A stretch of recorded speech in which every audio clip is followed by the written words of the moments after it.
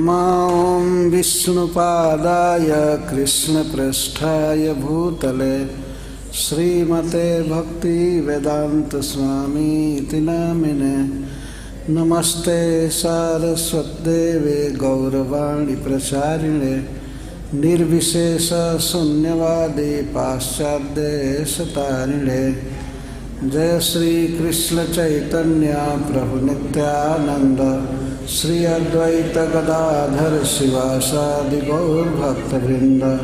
हरे कृष्णा कृष्ण कृष्ण हरे हरे, हरे राम राम राम हरे हरे।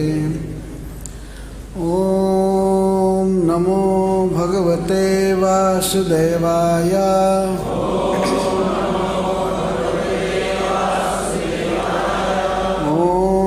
ओम नमो भगवते वासुदेवाय।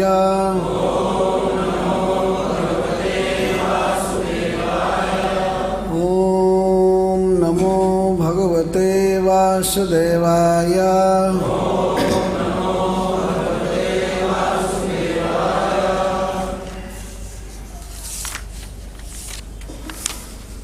यम 20वें श्लोक से चल रहा है।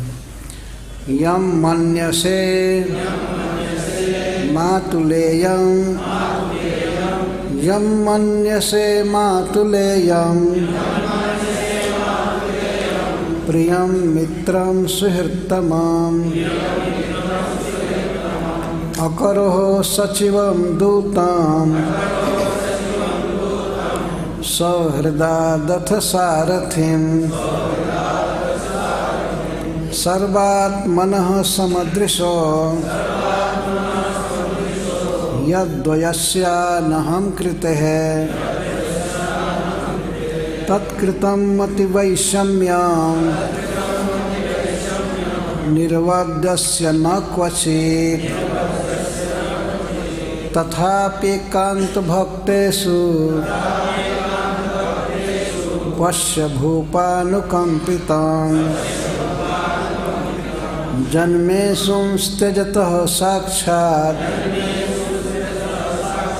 कृष्णो दर्शनमागतः। भक्त्यावेश्य मनो यस्मिन् वाचा जन्नाम कीर्तयन् त्यजन् कलेवरं योगी मुच्यते काम कर्मभिः। सदेव देवो भगवान् प्रतीक्षताम् कलेवरं यावदिदं हिनोम्यहम्। प्रसन्नहासारुणलोचनोल्लसन् मुखाम्बुजो ध्यानपथश्चतुर्भुजः।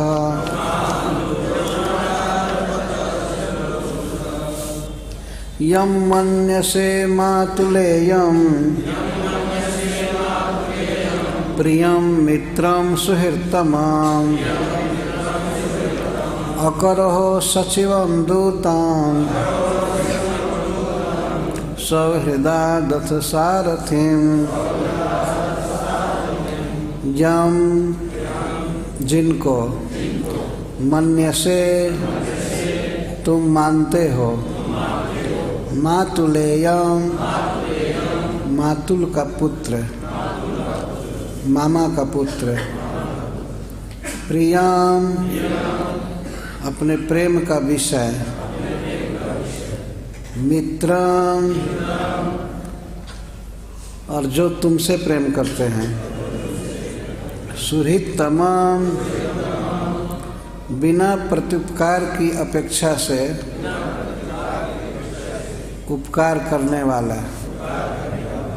अकरोः किया है, सचिवं मंत्री, दूतं संदेश वाहक, सौहृदात अति विश्वास से, अथ यहाँ तक कि सारथिं तुमने सारथी बनाया। हे महाराज, ये श्री कृष्ण साक्षात भगवान हैं।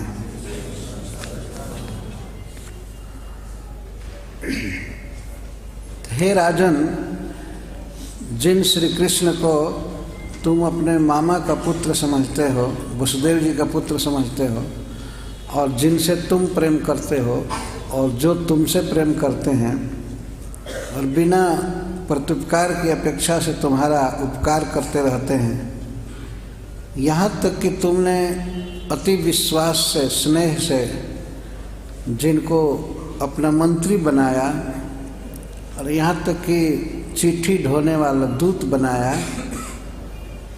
और अतिशय सौहार्दवश जिनको तुमने सारथी तक बनाया, ये साक्षात भगवान हैं, परब्रह्म हैं। इसके पहले भीष्म पितामह यह कहे थे कि भगवान श्री कृष्ण के वास्तविक प्रभाव को और अनुभाव को वास्तव में भगवान शिव जानते हैं और देवर्षि नारद जी जानते हैं तथा भगवान कपिल देव जानते हैं। अन्य लोगों को भगवान के अनुभाव का पता नहीं है। अनुभाव का अर्थ कल किया गया था, भाव और अनु दो शब्द है, तो भाव के पीछे जो विकार मन में होता है या शरीर में, वाणी में, उसको अनुभाव कहते हैं। तो श्री कृष्ण के प्रति महाराज युधिष्ठिर और उनके भाइयों का बहुत ही घनिष्ठ संबंध है। यद्यपि ये जानते हैं कि श्री कृष्ण भगवान हैं, सर्वेश्वर हैं, परंतु फिर भी कृष्ण के साथ इनका संबंध है। तो उस संबंध के भावना के अनुसार श्री कृष्ण में संबंध के कारण जो भाव है वही उदित होता है। ये ईश्वर हैं यह भाव भूल जाता है। जैसे ब्रजवासियों का तो पूर्ण ही भाव भूला रहता है, तो श्री कृष्ण को अपना प्रिय समझते हैं। तो द्वारका के जो परिकर हैं, जिनमें पांचों पांडव हैं, वास्तव में द्वारका के परिकर माने जाते हैं। भगवान की दो प्रकार की मुख्य लीलाएं हैं, ब्रज में और मथुरा वृंदावन में। तो मथुरा वृंदावन और मथुरा द्वारका। तो द्वारका के जो परिकर हैं वे श्री कृष्ण को अपने संबंध के अनुसार मानते हैं और यही प्रबल रहता है। जैसे वसुदेव जी मानते हैं कि हमारा पुत्र है, माता देवकी हमेशा इसी भाव में रहती हैं कि हमारा पुत्र है, श्री बलराम जी इस भाव में रहते हैं कि हमारे भाई हैं, और भी जो भगवान के पुत्र हैं वे समझते हैं कि ये हमारे पिता हैं। भगवान की पत्नियां समझती हैं कि ये हमारे प्रियतम पति देव हैं। तो अपने अपने भावों के अनुसार वे श्री कृष्ण को मानते हैं, सेवा करते हैं, अपने अपने संबंध के अनुसार। तो संबंध प्रबल रहता है। इसी को व्यक्त कर रहे हैं कि यद्यपि तुम लोग भी कृष्ण के अनुभाव को जानते हो, कृष्ण कितना प्रेम करते हैं अपने संबंधियों से, अपने प्रेमियों से, इस बात को युधिष्ठिर तुम लोग भी जानते हो। परंतु तुम लोगों का जो भाव है श्री कृष्ण के प्रति, वह भाव बड़े बड़े महत्पुरुषों को भी प्राप्त नहीं है। तो उसमें श्रीपद जीव गोस्वामी तीनों का नाम रख रहे हैं, भगवान शिव, और मुख्य रूप से दो का, भगवान शिव और ब्रह्मा जी, नारद जी। इन लोगों को भगवान के अनुभाव का पता है, ज्ञान है, परंतु युधिष्ठिर महाराज का जो भाव है, जितना उनको अनुभव है श्री कृष्ण के विषय में, श्री कृष्ण भक्तों से कितना प्रेम करते हैं, इतना इनको भी ज्ञान नहीं है जितना युधिष्ठिर को ज्ञान है। तो श्री कृष्ण के उसी व्यवहार के चलते, संबंध के चलते ये श्री कृष्ण को ऐसा मानते हैं कि ये हमारे मित्र हैं।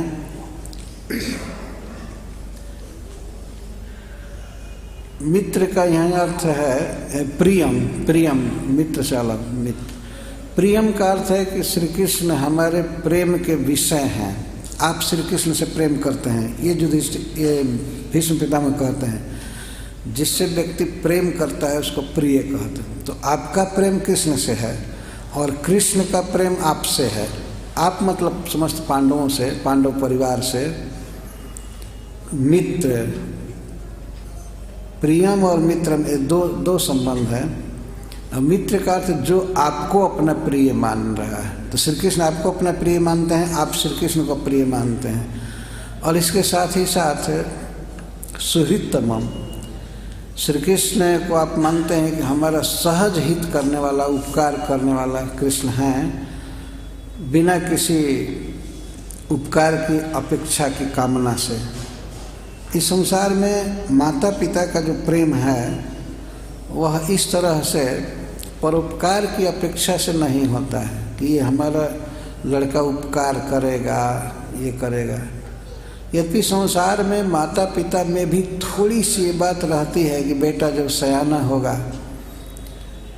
तो हमारे बुढ़ौती में काम आएगा, हमारा परवरिश करेगा, हमारा पालन करेगा, हमारे देख रेख करेगा, ये आकांक्षा रहती है। लेकिन फिर भी माता पिता के प्रेम में यह इतना प्रबल नहीं रहता है। बच्चा यदि उपकार करे ठीक है, न करे फिर भी बच्चे के प्रति सहज स्नेह उनका होता है, ये देखा गया है। तो श्री कृष्ण का इस तरह से स्नेह पांडवों के प्रति था। कभी उपकार की अपेक्षा नहीं करते थे कि हमारे उपकार का बदला चुकाएंगे, हित करते थे। तो महाराज युधिष्ठिर भी इन्हीं सब व्यवहार के चलते श्री कृष्ण को अपना मानते थे, अपने प्रीति का विषय, और वे हमसे प्रीति करते हैं। यहाँ तक कि युधिष्ठिर महाराज श्री कृष्ण को अकरोह सचिवम, अकरोह माने कृतवान असी, आपने कृष्ण को अपना सचिव बनाया, मंत्री बनाया। किसी विषय में बैठ करके परामर्श लेना देना, जिनके सचिव श्री कृष्ण होते थे, वो क्या करना चाहिए। विराट नगर में पांडवों की एक मीटिंग हुई जिसमें श्री बलराम जी आए थे और सात्यकी थे, भगवान कृष्ण थे। पांडव वनवास की अवधि पूरी कर चुके थे, यहाँ तक कि अज्ञातवास की 1 वर्ष की अवधि भी पूरी कर चुके थे। तो अब क्या करना चाहिए। तो उस सभा में भगवान कृष्ण आए थे, अपने भक्तों से मिल रहे थे। विचार होने लगा क्या करना चाहिए। अब तो कौरवों से अपना राज्य मांगना चाहिए। हम लोग सब शर्त पूरा कर चुके, वनवास पूरा कर चुके, सब कुछ पूरा कर चुके, क्या करना चाहिए। तो भगवान श्री कृष्ण बड़े शालीन व्यक्ति हैं। बड़े भाई के सामने वे क्यों बोले, वे चुप रहे। बिल्कुल उन्हें संकेत किया कि भैया जो कहेंगे वही करना चाहिए। तो श्री बलराम जी ने कहा कि श्री कृष्ण, तुम बोलने में सबसे पटु हो, विद्वान हो, किस स्थान पर किस काल में क्या बोलना चाहिए तुम जानते हो, इसलिए तुमको ही जाना चाहिए हस्तिनापुर। कौरवों से कहना चाहिए कि पांडवों को राज दे दिया जाए। तुम सब तरह से दक्ष हो। महाभारत में वर्णन है कि श्री बलराम जी भगवान कृष्ण के गुण गाते हैं, तुम्हें अद्भुत प्रतिभा है, तुम ही जाओ संधि दूत बनकर, मैं नहीं जाऊंगा। भगवान कृष्ण पूछते हैं कि आप क्यों नहीं जाएंगे। कहते देखो, हमें किसी के दुर्व्यवहार को बर्दाश्त करने की शक्ति नहीं। अगर वे हमारी बात नहीं मानेंगे तो फिर सबका विनाश कर दूंगा, इसलिए हमें मत भेजो। तुम शांति करा सकते हो, तुम जाओ। तो भगवान वहाँ और परामर्श देते हैं, ऐसे ऐसे कैसे बोलना चाहिए, कैसे बोलना चाहिए, क्या कहना चाहिए। तो ये एक उदाहरण है कि भगवान श्री कृष्ण मंत्री का काम करते थे, अपने आप सौहार्द बस, सौहार्द अर्थ सौहृदार्थ सचिव और दूतम। यहाँ तक कि महाराज युधिष्ठिर श्री कृष्ण को अपना संदेश वाहक दूत बनाने में भी नहीं हिचके कि ये पत्र लेकर के जाओ कौरवों के पास और उनको समझा देना, हमारा राज्य तुम मांगो। और श्री कृष्ण महाराज युधिष्ठिर के संदेश को लेकर के गए हस्तिनापुर। वे अपने को मानते थे कि मैं युधिष्ठिर का सेवक हूँ, युधिष्ठिर हमारे बड़े भाई हैं,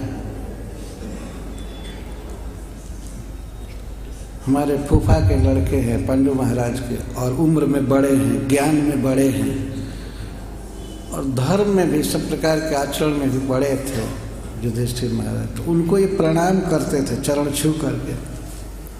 अर्जुन से हृदय से मिलते थे, भीमसेन से भी हृदय से मिलते थे, और युधिष्ठिर महाराज को प्रणाम करते थे। और युधिष्ठिर महाराज आशीर्वाद देते थे, सदा सुखी रहो, चिरंजीवी रहो। तो इसी तरह द्वारका में विराजमान रहो, तुम्हें सफलता मिले, इत्यादि आशीर्वाद देते थे।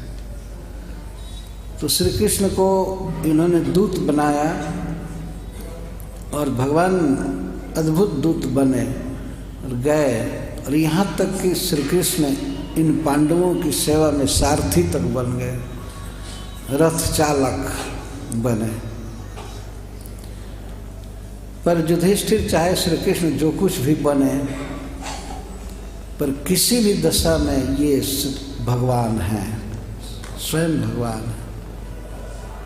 ये नहीं कह रहे हैं कि तुम इन्हें पहचानने की कोशिश करो पर ये कहना चाहते हैं कि जैसे तुमने इनको बहुत कामों में लगाया, तो ये इनकी इच्छा है, इसी में इनको आनंद है, सुख है, ये बहुत अच्छा है। पर राजन, अब तुम इनका आदेश मानो, ये जो कहते हैं वही करो। तुम्हें राज्य करना चाहिए, प्रजा का पालन करना चाहिए। तो इस पर एक प्रश्न होता है कि महाराज युधिष्ठिर कृष्ण को मानते हैं कि ये हमारे मामा के पुत्र हैं, हमारे दूत हैं, सारथी हैं, चाहे हमारे ये संबंधी हैं, तो क्या भगवान हो करके भी, परब्रह्म हो करके भी श्री कृष्ण भी ये मानते हैं कि ये मैं इनके मामा का लड़का हूँ? क्या श्री कृष्ण के मन में भी ऐसा होता है कि मैं किसी का भाई हूँ? भाई जीव तो ऐसा सोच सकता है कि भगवान के प्रति संबंध मान सकता है कि श्री कृष्ण हमारे ये हैं, हमारे ये हैं। क्या भगवान के भी मन में होता है कि मैं किसी का दूत हूँ, किसी का सखा हूँ, किसी के मामा का लड़का हूँ, ये हूँ वो? अच्छा, और भगवान होकर के भी ये नीच काम क्यों करते हैं? दूत क्यों बने और सारथी क्यों बने? भगवान जो ब्रह्मा जी का भी, शिव जी का भी पूज्य है, सर्वेश्वरेश्वर है, ऐसा पुरुष क्यों मानेगा? ऐसा नीच कर्म क्यों किए भगवान? छोटा काम क्यों किए? ये ड्राइवरी का काम छोटा काम है। और अमेरिका में तो सभी ड्राइवर, अपने ड्राइवर अपने ही हैं, वहाँ कोई किसी का ड्राइवर नहीं है।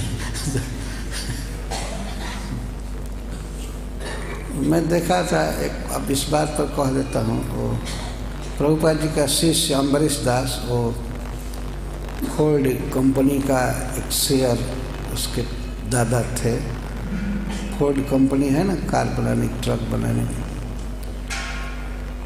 एक बार वो आए भेंट करने के लिए, हम रुके हुए थे एक जगह लाछवा में, तो आए तो प्रसाद का टाइम हो गया, तो मैंने कहा कि अम्बरीश प्रभु प्रसाद ले लीजिए। तो आए अपनी पत्नी के साथ, प्रसाद के लिए बैठे, तो मुझे याद आया, ड्राइवर को बुलाइए, ड्राइवर को बुलाइए, आपका ड्राइवर।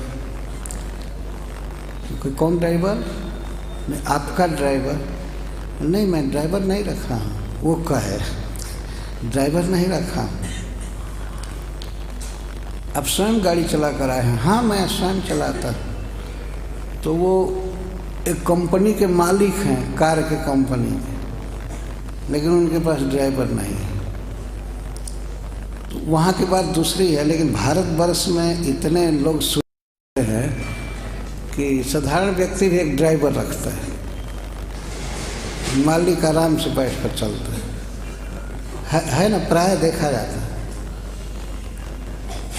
पर समस्त विश्व के ईश्वर श्री भगवान ब्रह्मा शिव आदि जिनके चरणों के दास हैं, वे प्रभु अर्जुन के सारथी का काम किए।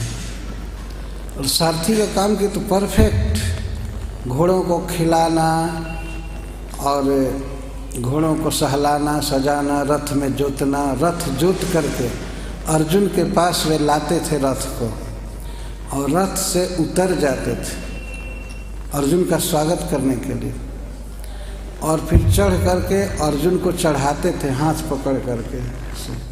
नीचे से अर्जुन चढ़ते थे, हाथ पकड़ कर चढ़ाते थे। अर्जुन जब बैठ जाते थे तब भगवान बैठते थे, क्योंकि रथी प्रधान है। और उतरते समय वे पहले उतर जाते थे रथ से, और अर्जुन का हाथ पकड़कर ऐसे उतारते थे। सेवक की भांति भगवान व्यवहार करते थे।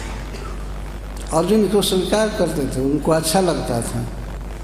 यह इस भावना से नहीं कि वास्तव में हमारे सेवक हो गए, लेकिन वे जानते थे अनुभव को, कृष्ण इसी में प्रसन्न रहते हैं, तो उनको अच्छा लगता था। वे कभी नहीं देखते थे कि घोड़ों को बाण लगा है तो उनको मलहम लगाना है, उनकी दवा करनी है, उनको खिलाना है, पिलाना है, कभी नहीं। ये श्री कृष्ण ही करते थे। और अर्जुन केवल रथ पर चढ़ते थे, युद्ध करते थे। इस दशा में भी अर्जुन वास्तव में भगवान के ही आज्ञाकारी हैं। पर इस तरह महाराज युधिष्ठिर कह रहे हैं कि आपने सौहार्द बस जिनको सारथी बनाया, ये कोई भी कार्य करे, इनके लिए यह काम करने लायक है या नहीं करने लायक है, ऐसा भेद नहीं है। श्री कृष्ण में यह मति वैषम्य नहीं है, उसी को आगे व्यक्त कर रहे हैं।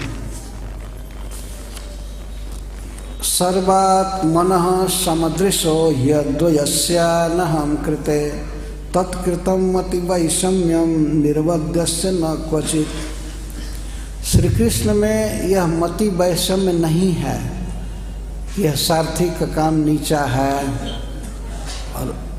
और राजसूय सभा में अग्र पूजा लेना ये बड़ा काम है। इस प्रकार के मति वैषम्य, मन में भिन्नता नहीं है, क्योंकि श्री कृष्ण सर्वात्मा है। पहला गुण है भगवान का सर्वात्मा, सर्वेषु आत्मा, जो सभी जीवों के हृदय में परमात्मा के रूप में निवास करते हैं। सर्वस्य चाहम हृदय सन्निविष्ट, मैं सबके हृदय में हूँ। भगवान स्वयं बोलते हैं गीता में, समस्त प्राणियों के हृदय में भगवान हैं। क्या हम लोग कह सकते हैं कि हम अपने हृदय के अलावा दूसरे में भी हैं? हम लोग कभी ऐसा नहीं कह सकते।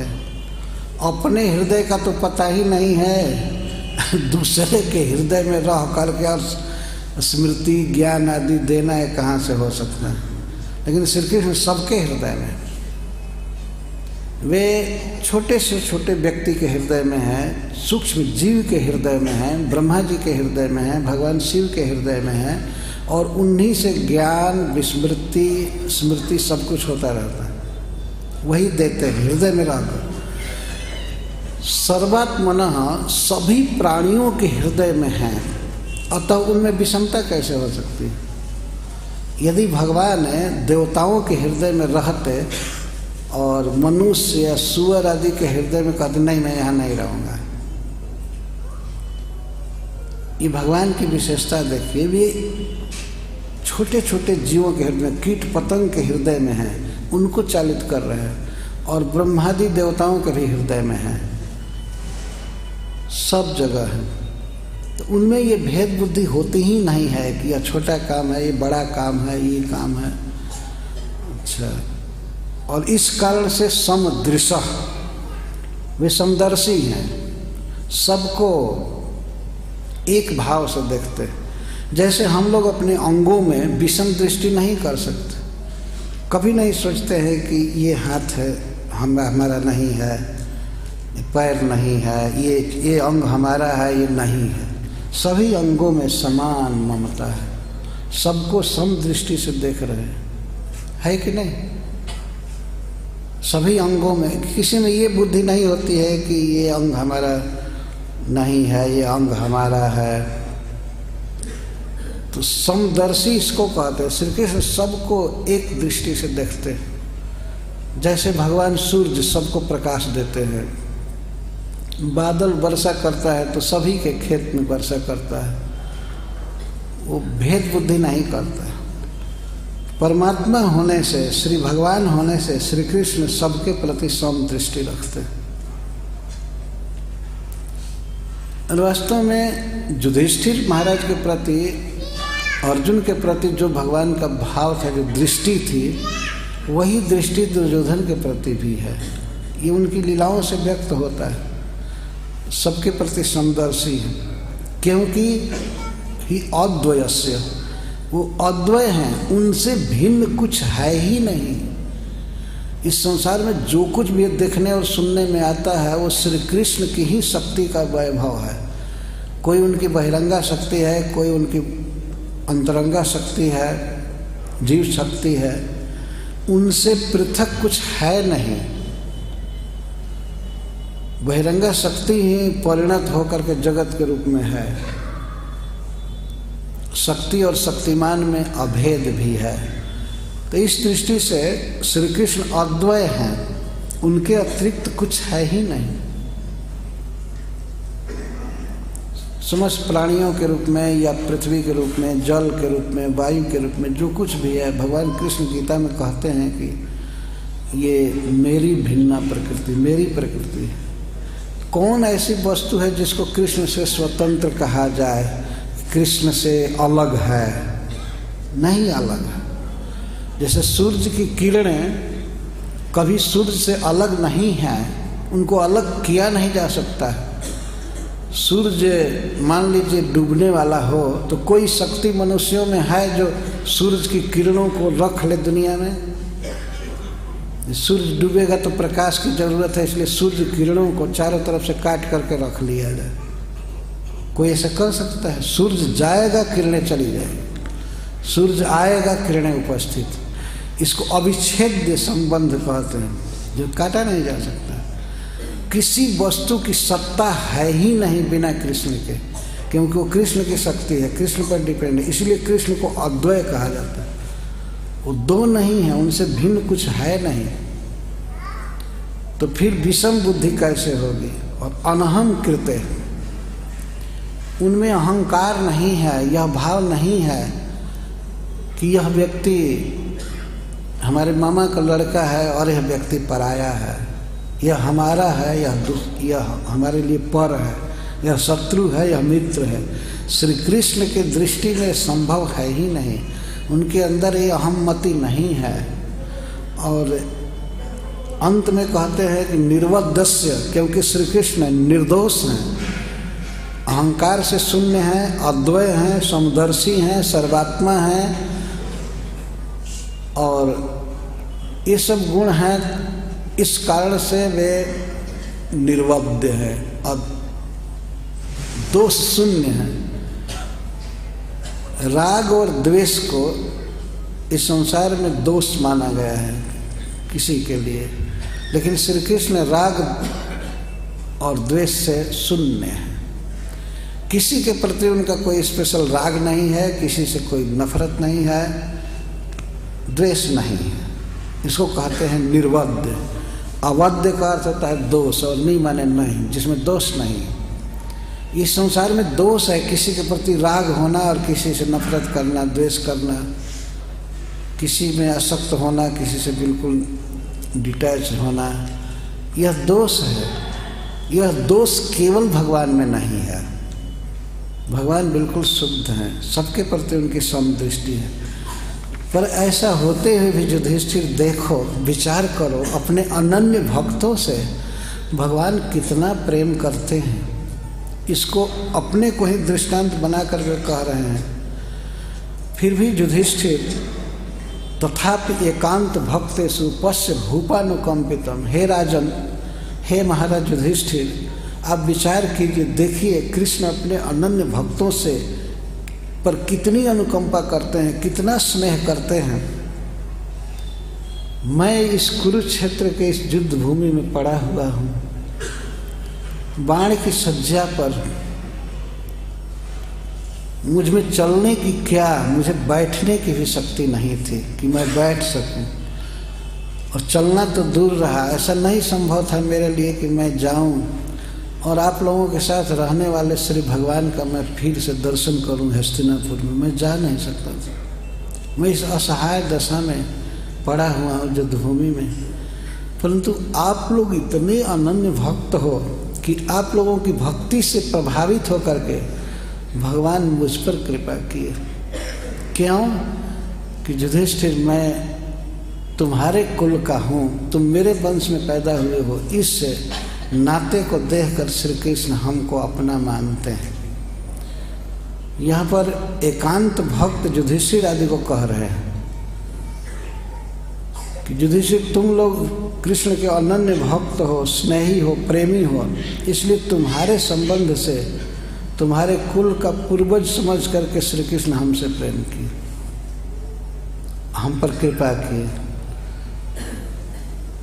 भीष्म पितामह ये नहीं कह रहे हैं कि कृष्ण के प्रति उनका प्रेम है, नहीं, वो तो ग्लानि कर रहे हैं। यदि हमारा कृष्ण से प्रेम होता तो मैं कैसे कृष्ण के विरुद्ध लड़ता, कौरवों का साथ देता, हमें प्रेम नहीं है।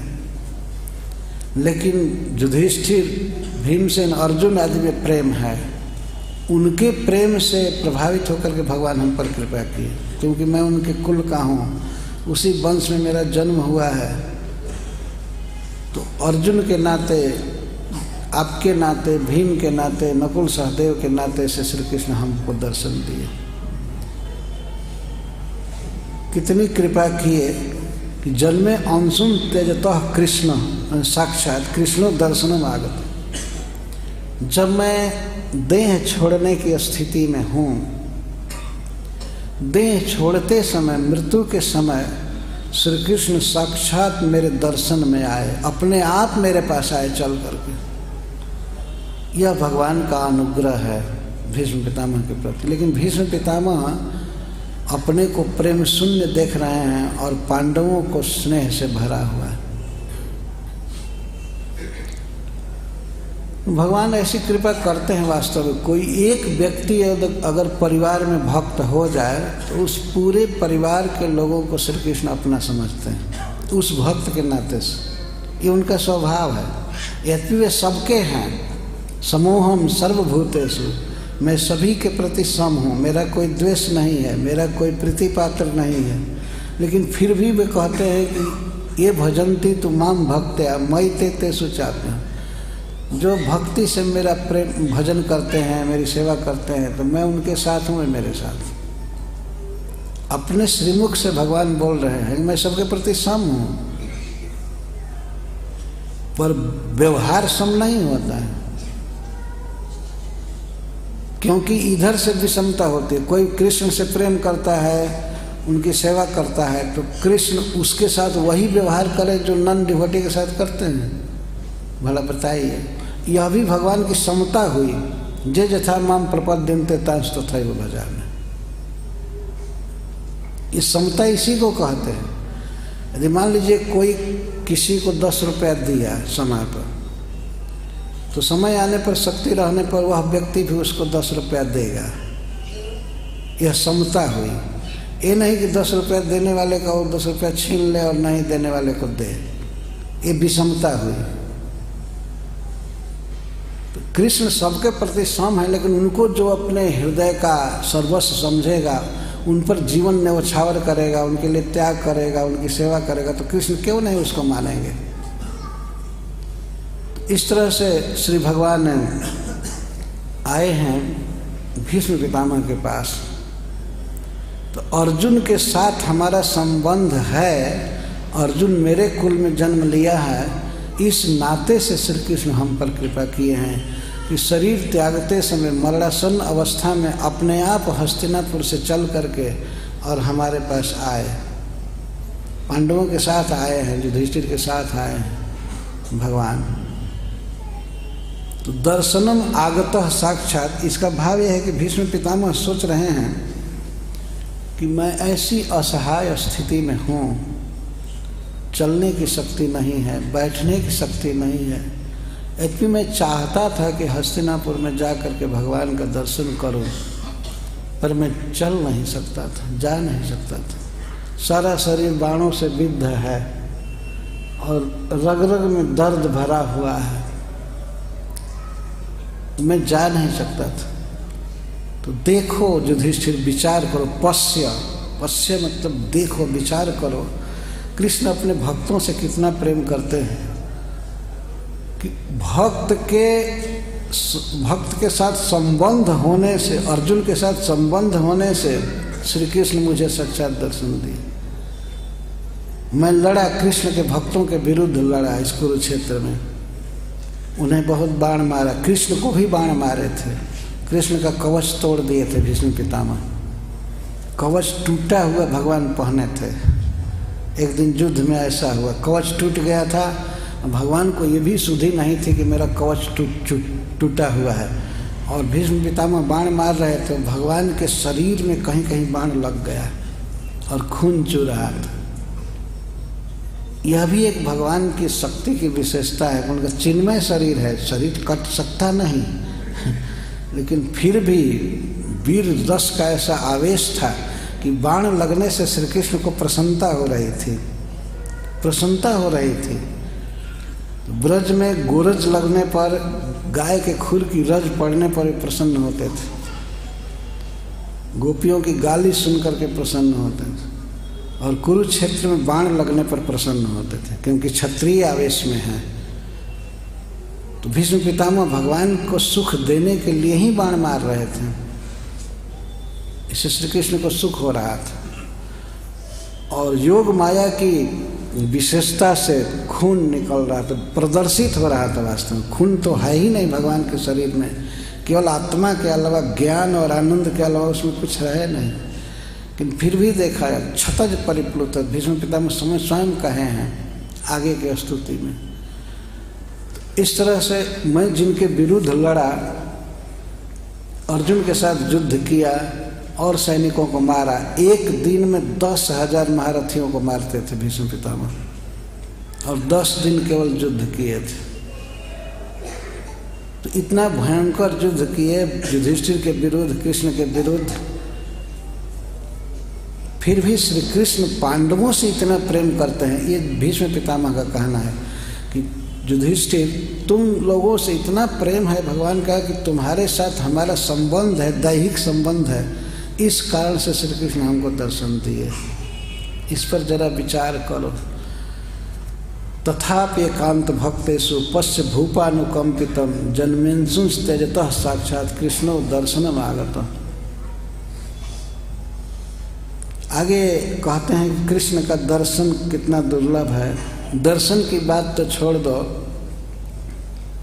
श्री कृष्ण के नाम का उच्चारण भी कितना महान और कितना पवित्र काम है, यह भी सबको सुलभ नहीं होता है। शरीर त्यागते समय कि नाम जिह्वा पर आवे, उसको एक आगे के श्लोक में कह रहे हैं।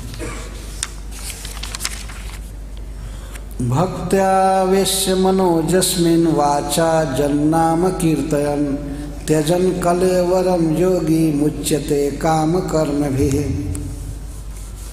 हे महाराज, भक्ति से, स्नेह से जिन श्री कृष्ण में मन को लगा करके योगी कामना वासना कृत कर्म फल आदि के साथ मुक्त हो जाता है, कर्म फल तो उसका समाप्त हो ही जाता है, यह देह छोड़ करके मुक्त हो जाता है व्यक्ति केवल कृष्ण का स्मरण करने से, अथवा केवल कृष्ण के नाम का उच्चारण करने से। वाचा जन्नाम कीर्तन, ये दोनों की बहुत विशेषता है। मन में यदि कृष्ण का स्मरण किया जाए और विशेष करके शरीर छोड़ते समय अगर स्मरण हो तो वह भक्त संसार से मुक्त होकर भगवान के पास चला जाता है। जिनके स्मरण की इतनी महिमा है और जिनके नाम उच्चारण की, वाचा जन्नाम कीर्तन, वाचा मतलब वचन से, वाणी से जिनके नाम का कीर्तन करके उच्चारण करके कोई प्राण का उत्क्रमण करता है, शरीर छोड़ता है, तो वह व्यक्ति भगवान के धाम को जाता है, वैकुंठ प्राप्त करता है। ऐसी जिनके स्मरण की महिमा है और जिनके नाम उच्चारण की महिमा है, वे प्रभु हमारे पास डायरेक्ट आए, साक्षात आए। जिनका स्मरण करने से, नाम उच्चारण करने से व्यक्ति मुक्त हो जाता है, वही प्रभु साक्षात मेरे पास आए हुए।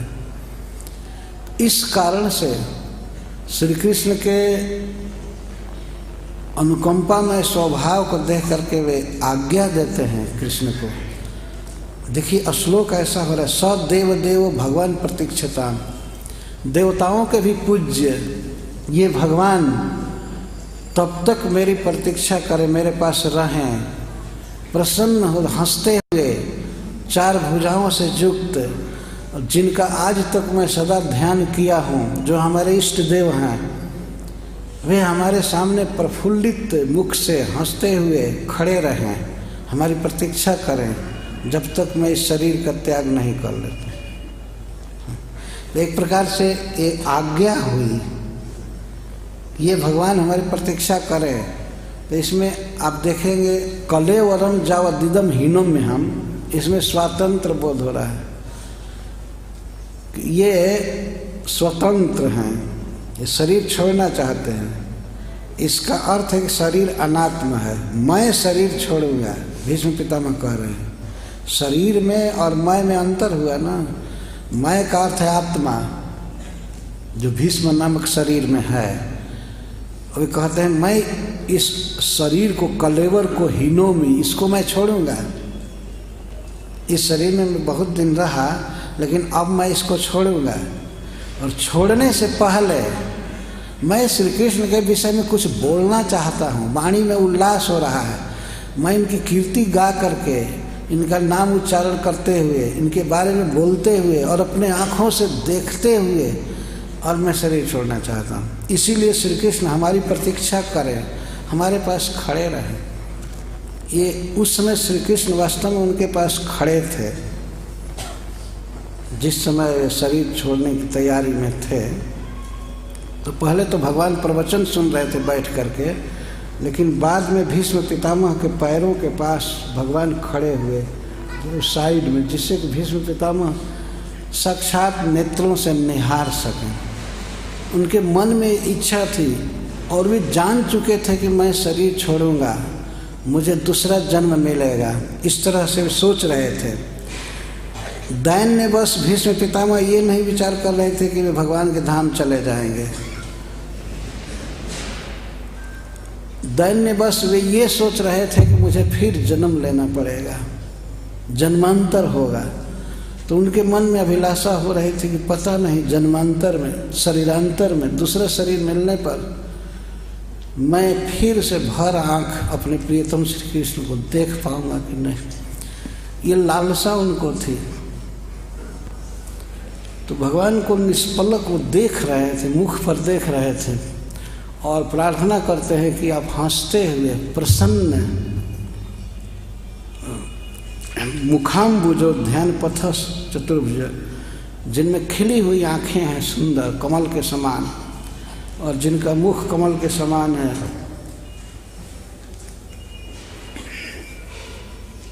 जो हमारे इष्ट देव रहे हैं, जिनका मैंने आज तक ध्यान किया है, वे प्रभु हमारे सामने प्रतीक्षा करें कि यह भीष्म कब शरीर छोड़ रहा है। ये विनय है भीष्म पितामह के द्वारा।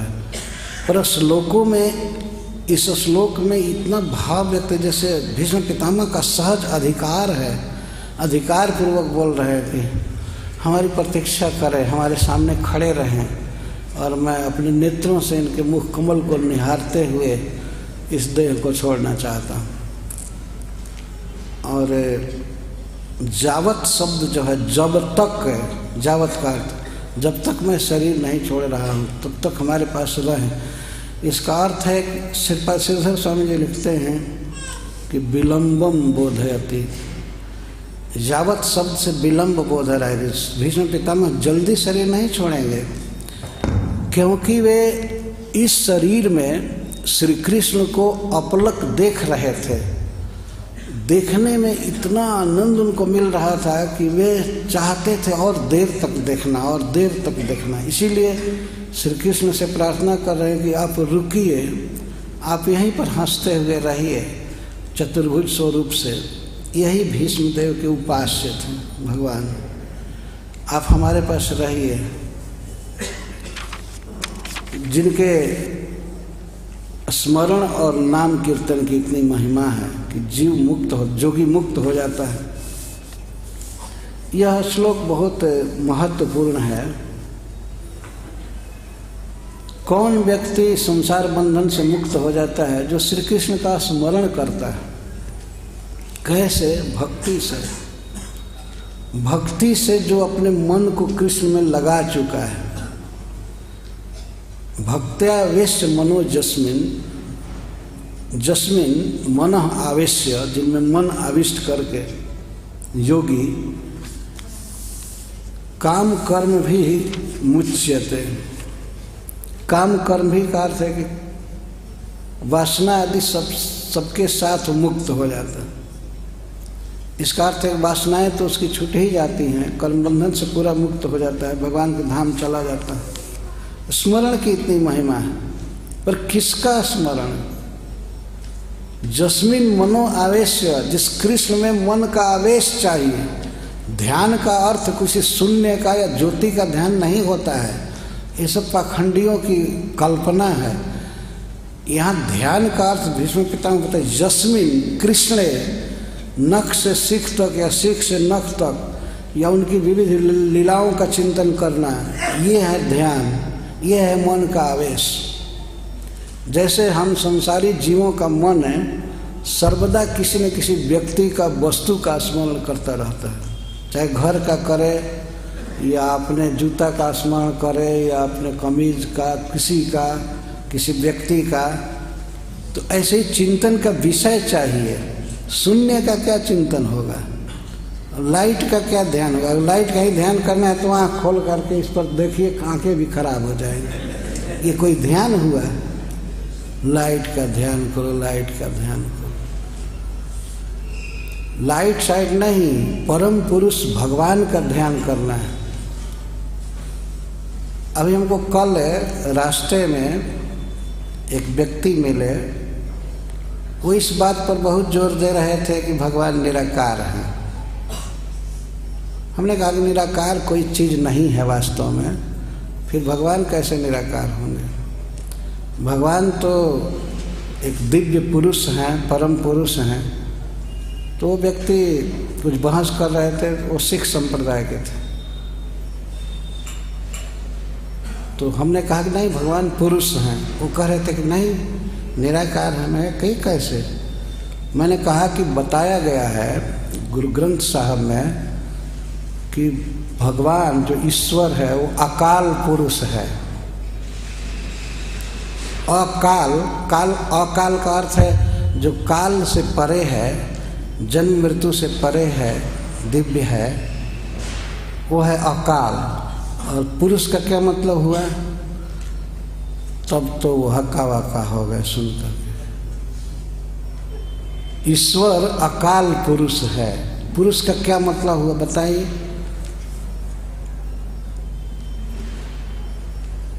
तब उनको कहना पड़ा कि हाँ भगवान पुरुष हैं। मैं कहा जानते हैं उस पुरुष का क्या नाम है? नहीं नाम है, उसका नाम है कृष्ण। उस पुरुष का जिसकी उपासना सिख समुदाय करता है, वो कृष्ण की ही उपासना करता है। पर जानकारी सबको नहीं होती है कि हम वास्तव में कृष्ण का ही भजन कर रहे हैं। वे अकाल पुरुष हैं। वह पुरुष पीताम्बर पहनता है और वह पुरुष सिर पर मयूर पंख धारण करता है, वो बहुत बांसुरी बजाता है, सांवला है, उस पुरुष का ये मतलब है सब गुणों से परिपूर्ण, सर्व ऐश्वर्य से, धन से, विद्या से, वैराग्य से, सुंदरता से परिपूर्णतम है वो है अकाल पुरुष। तो भगवान वास्तव में पुरुष हैं। तो किसी के ध्यान का विषय आकार ही होगा, भगवान ही हो सकते हैं, भगवान का अंग ही आकार ध्यान का विषय है। इसलिए भीष्म पितामह यहाँ कह रहे ध्यान पथस चतुर्भुज। ध्यान पथ का अर्थ है जो हमारे ध्यान के विषय है, जो हमारे ध्यान के विषय रहे हैं, जिनका आज तक मैं केवल ध्यान करता रहा हूँ, जो हमारे इष्ट देव हैं, वे प्रभु हमारे सामने खड़े रहे। मैं जिनको आज तक ध्यान में देखता था, सामने भी देखा, वही हमारे मृत्यु के समय हमारे सामने खड़े रहे। तो दो चीज़ की बहुत बड़ी महिमा बताई गई यहाँ, भगवान के स्मरण की और नाम उच्चारण की। वाचा जन नाम कीर्तन, वाणी से जिनके नाम का कीर्तन करते हुए योगी काम कर्मों के साथ मुक्त हो जाता है, संसार बंधन से मुक्त हो जाता है। ये भगवान के नाम की विशेषता हुई। हरे कृष्णा कृष्णा कृष्णा हरे हरे, हरे राम राम राम हरे हरे। कभी कभी लोग इस भ्रम में हो जाते हैं, कहीं शास्त्रों में भी लिखा है कि भगवान के नाम का स्मरण करना चाहिए। तो वे स्मरण शब्द की व्याख्या करते हैं। स्मरण का अर्थ है कि मन में सोचना,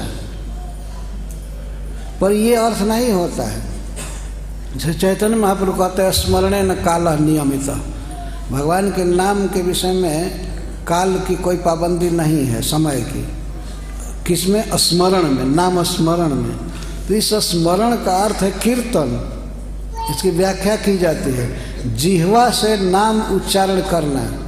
गोस्वामी तुलसीदास जी कहते हैं कि राम राम राम जिह जौनों तू न जपी हैं, तौनों तू कहूँ जाए तिहूँ ताप तपी है। विनय पत्रिका में कहते हैं जब तक तुम राम राम राम ये जीव से नहीं जपोगे, कहीं भी जाओगे त्रिताप से मुक्त नहीं हो सकते हो। त्रिताप, अधिदैविक, अधिभौतिक, आध्यात्मिक दुख, कहीं जाओ तौनों तू कहूँ जाए। स्वर्ग में जाइए, पाताल में जाइए, अमेरिका में जाइए, भारत में, कहीं ऑस्ट्रेलिया में, सब जगह दुख से दग्ध रहोगे। सुख का एक ही उपाय है कि राम राम राम जिह जौनों तू न जपी।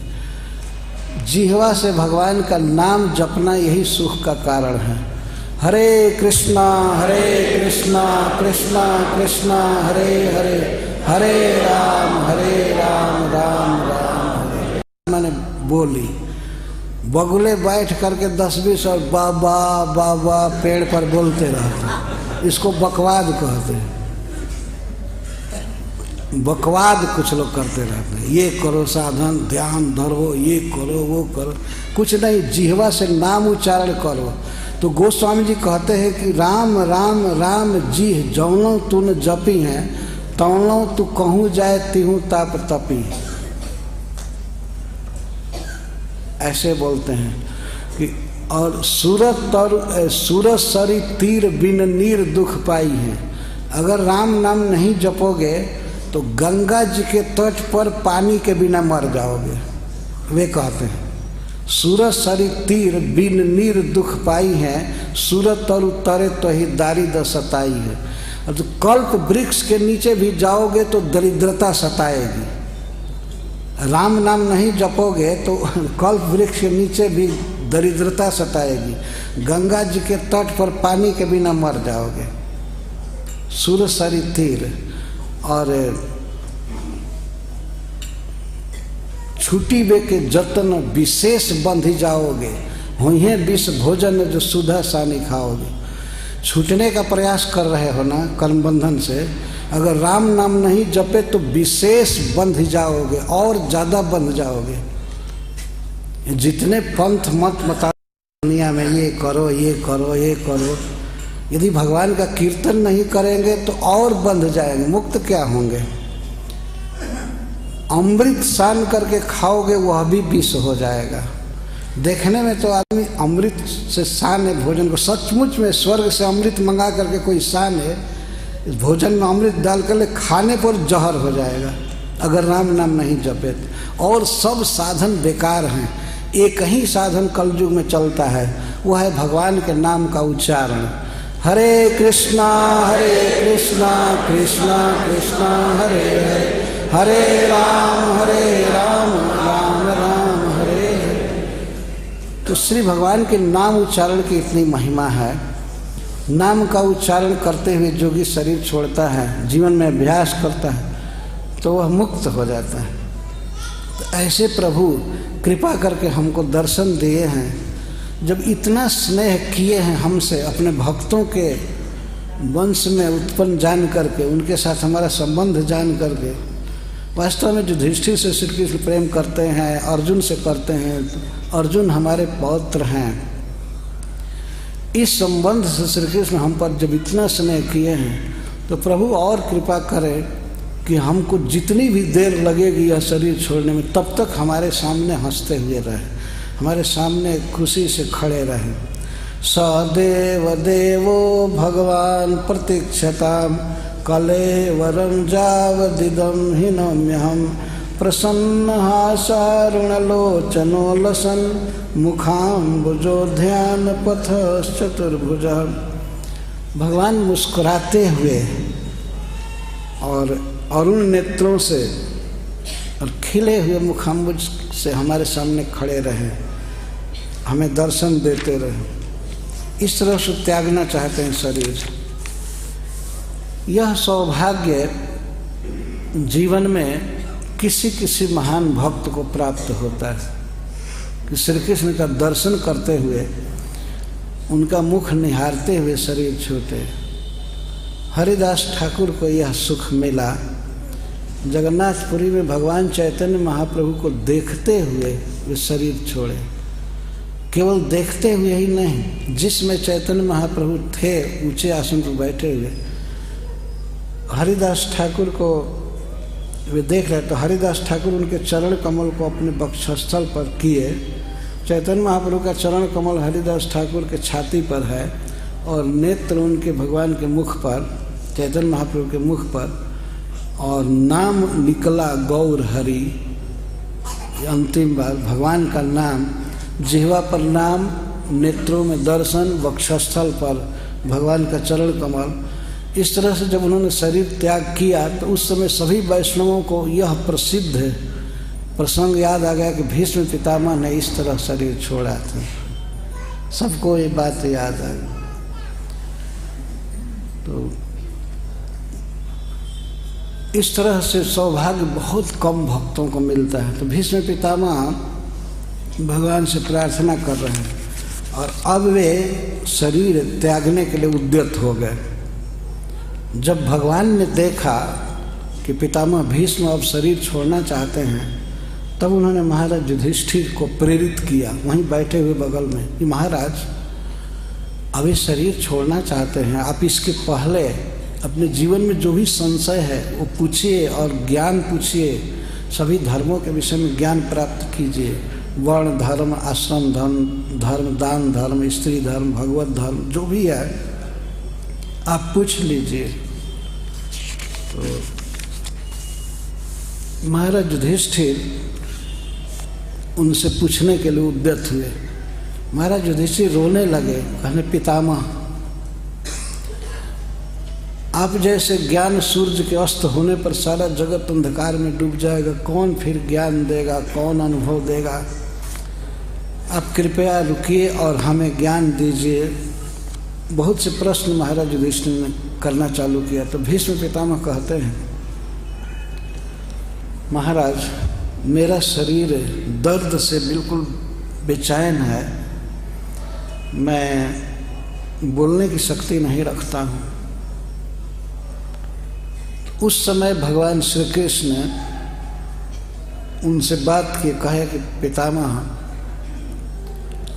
आप में कोई दर्द नहीं रहेगा। भगवान ने कृपापूर्ण दृष्टि से देखा भीष्म पितामह पर, सभी अंगों पर देखा, और कृष्ण के देखते ही सारे दर्द समाप्त हो गए। यदि बाण धंसे हुए थे शरीर में, लेकिन कोई भी पीड़ा नहीं, पीड़ा का भान नहीं हुआ, आनंद में भर रहे थे भगवान के देखने से। यद्यपि जिस समय श्री कृष्ण आया, उन्होंने कृपा दृष्टि से भीष्म पितामह पर देखा, उसी समय से उनका दर्द खत्म हो गया है। लेकिन इस समय जब उन्होंने कहा कि हमें दर्द है, मैं बोल नहीं सकता, तो भगवान स्पेशल करुणा की दृष्टि से उनको देखने लगे। क्या कोई है डॉक्टर दुनिया में, माई का लाल, जो आंख से देख कर चिकित्सा कर दे? कोई है ऐसा? आंख से देख दे और सब दर्द रोग खत्म हो जाए? कोई नहीं है। लेकिन ये सब लीलाएं लिखी गई हैं इस भागवत में भी। तदिक्षय वा सुगता युध व्यथा, आगे के श्लोक में बताया जाएगा। श्री कृष्ण के इच्छा दृष्टिपात से ही भीष्म पितामह के शरीर के सब दर्द चले गए, कोई व्यथा नहीं रहे, वे आनंद में भर गए। और इतना बड़ा प्रवचन उन्होंने किया है महाभारत में, जिसको शांति पर्व के नाम से जाना जाता है। बहुत मोटा कलेवर है। विश्व के मानव इतिहास में इतना ज़्यादा उपदेश बड़ा आज तक किसी ने नहीं किया जो भीष्म पितामह ने किया है।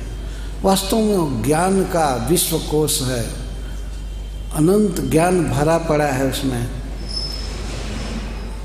तो सुद गोस्वामी कहते हैं कि युधिष्ठिरस् तदा कर्णे शयानम सर्पंजरे अपृच्छद विविधान धर्मान ऋषीणाम चानुशृण्वताम।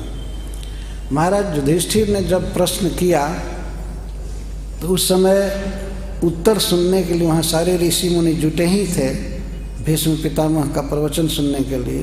तो ऋषीणाम च अनुशृण्वताम, ऋषियों के सुनते सुनते भीष्म पितामह ने महाराज युधिष्ठिर के प्रश्नों का उत्तर देना प्रारंभ किया।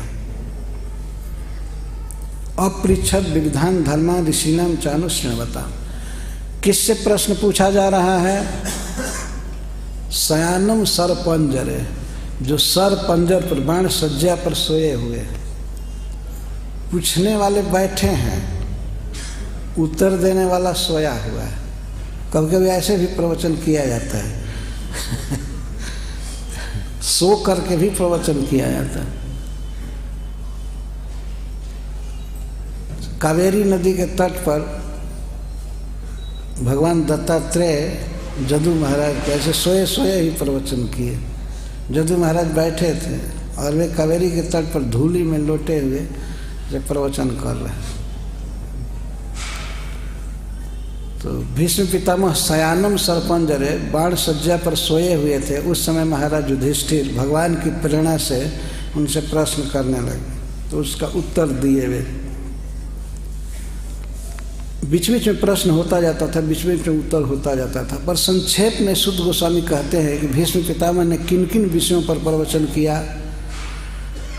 तो ये कहते हैं, पुरुष स्वभाव विहतान जथा वर्णम जथा श्रमम वैराग्य रागोपाधिभ्याम आमना तो भय लक्षणान। भिन्न भिन्न मनुष्यों के भिन्न भिन्न स्वभाव के अनुसार, वर्ण के अनुसार और आश्रम के अनुसार जो कर्तव्य होता है, जो धर्म होता है, उसका भीष्म पितामह ने वर्णन किया। और वह भी दो भागों में बटा हुआ, वैराग्य और राग। एक निवृत्ति मार्ग और प्रवृत्ति मार्ग। निवृत्ति मार्ग जैसे ब्रह्मचारी, सन्यासी, और प्रवृत्ति मार्ग गृहस्थाश्रम।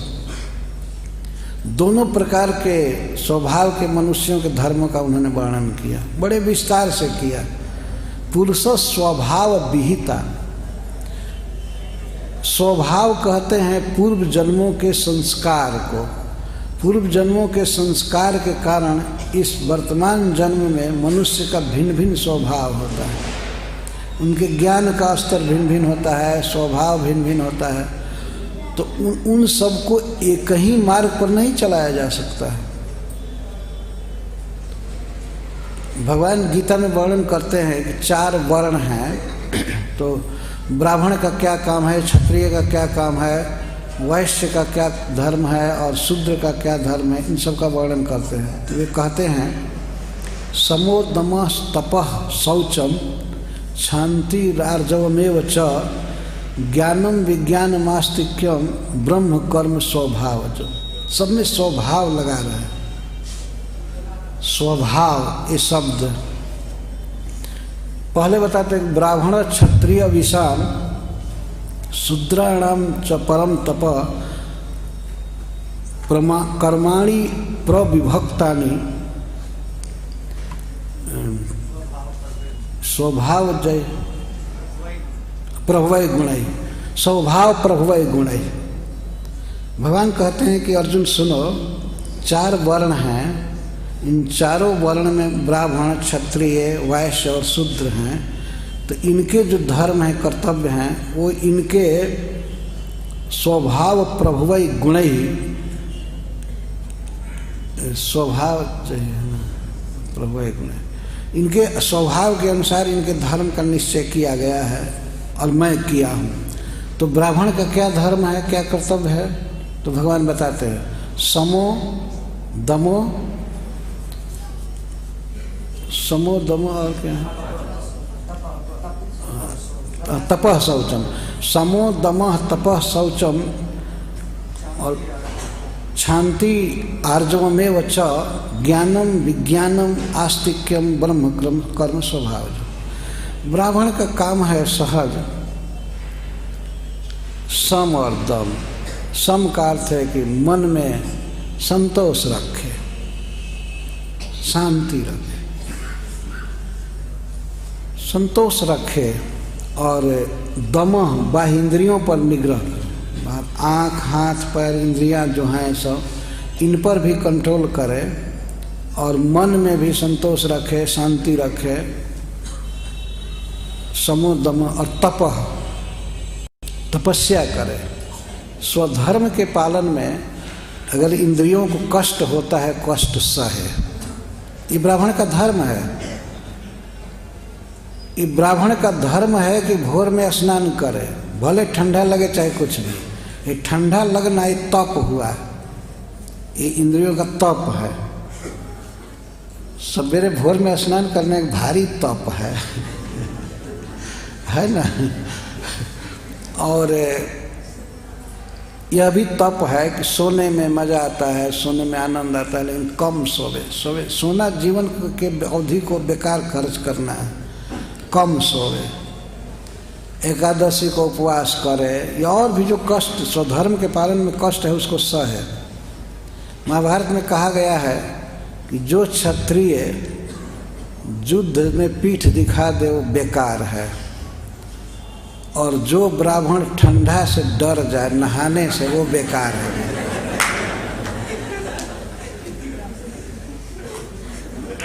वो ब्राह्मण नहीं जो ठंडा से डर जाए, वो तपह कहते हैं।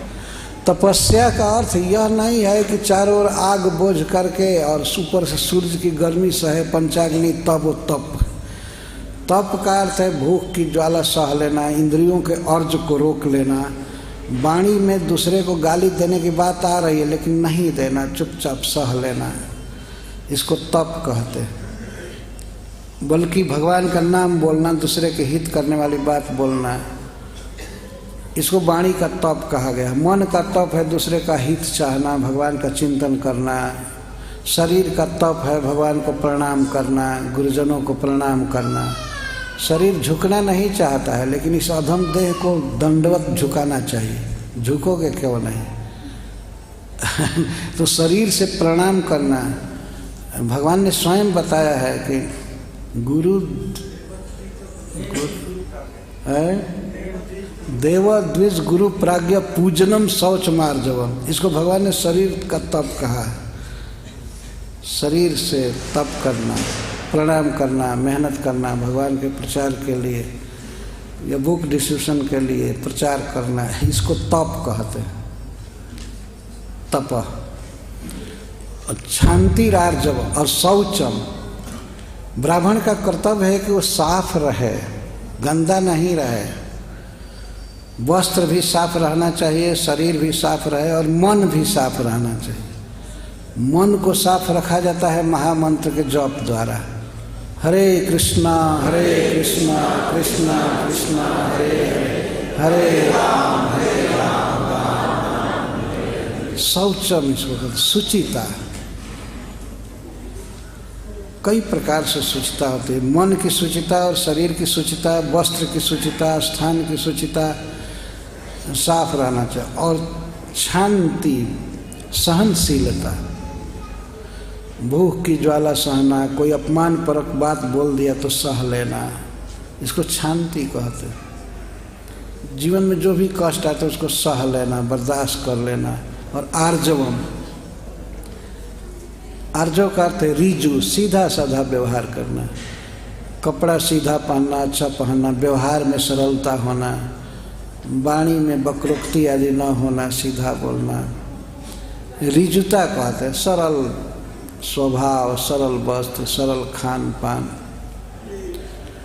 ब्राह्मण का ये कर्तव्य है। ब्राह्मण जीव चटोर नहीं होता है। अगर जीव चटोर हो गया तो वो ऋजुता नहीं रही, सीधापना नहीं रहा। ब्राह्मण को तो कभी पिज्जा फिजा देखना भी नहीं चाहिए। भगवान को जो भोग लगता है प्रसाद ले, अभी सीधा साधा प्रसाद।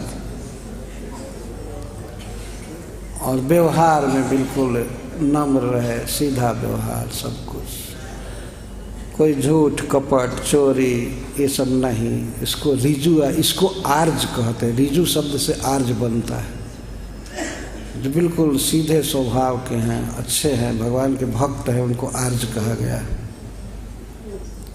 केवल एक वर्ग विशेष में नाम लिखा देने से आर्ज नहीं हो जाता है व्यक्ति, एक गुण होने से आर्ज होता है।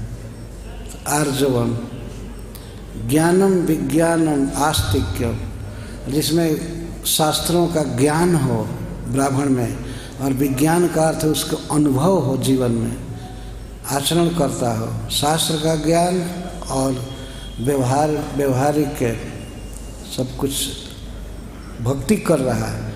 ज्ञान का अर्थ है शास्त्र का ज्ञान, और विज्ञान का अर्थ है भक्ति, भगवान की भक्ति में लगा हुआ है। आस्तिक्यम, शास्त्र पर सहज विश्वास, शास्त्र में लगे रहना, इसको आस्तिक कहते हैं। आस्तिक उसको नहीं कहते हैं जो ईश्वर को मानता है। जो शास्त्र को मानता है वो आस्तिक है, जो वेद को मानता है। जो वेद को नहीं मानता है उसको नास्तिक कहते हैं।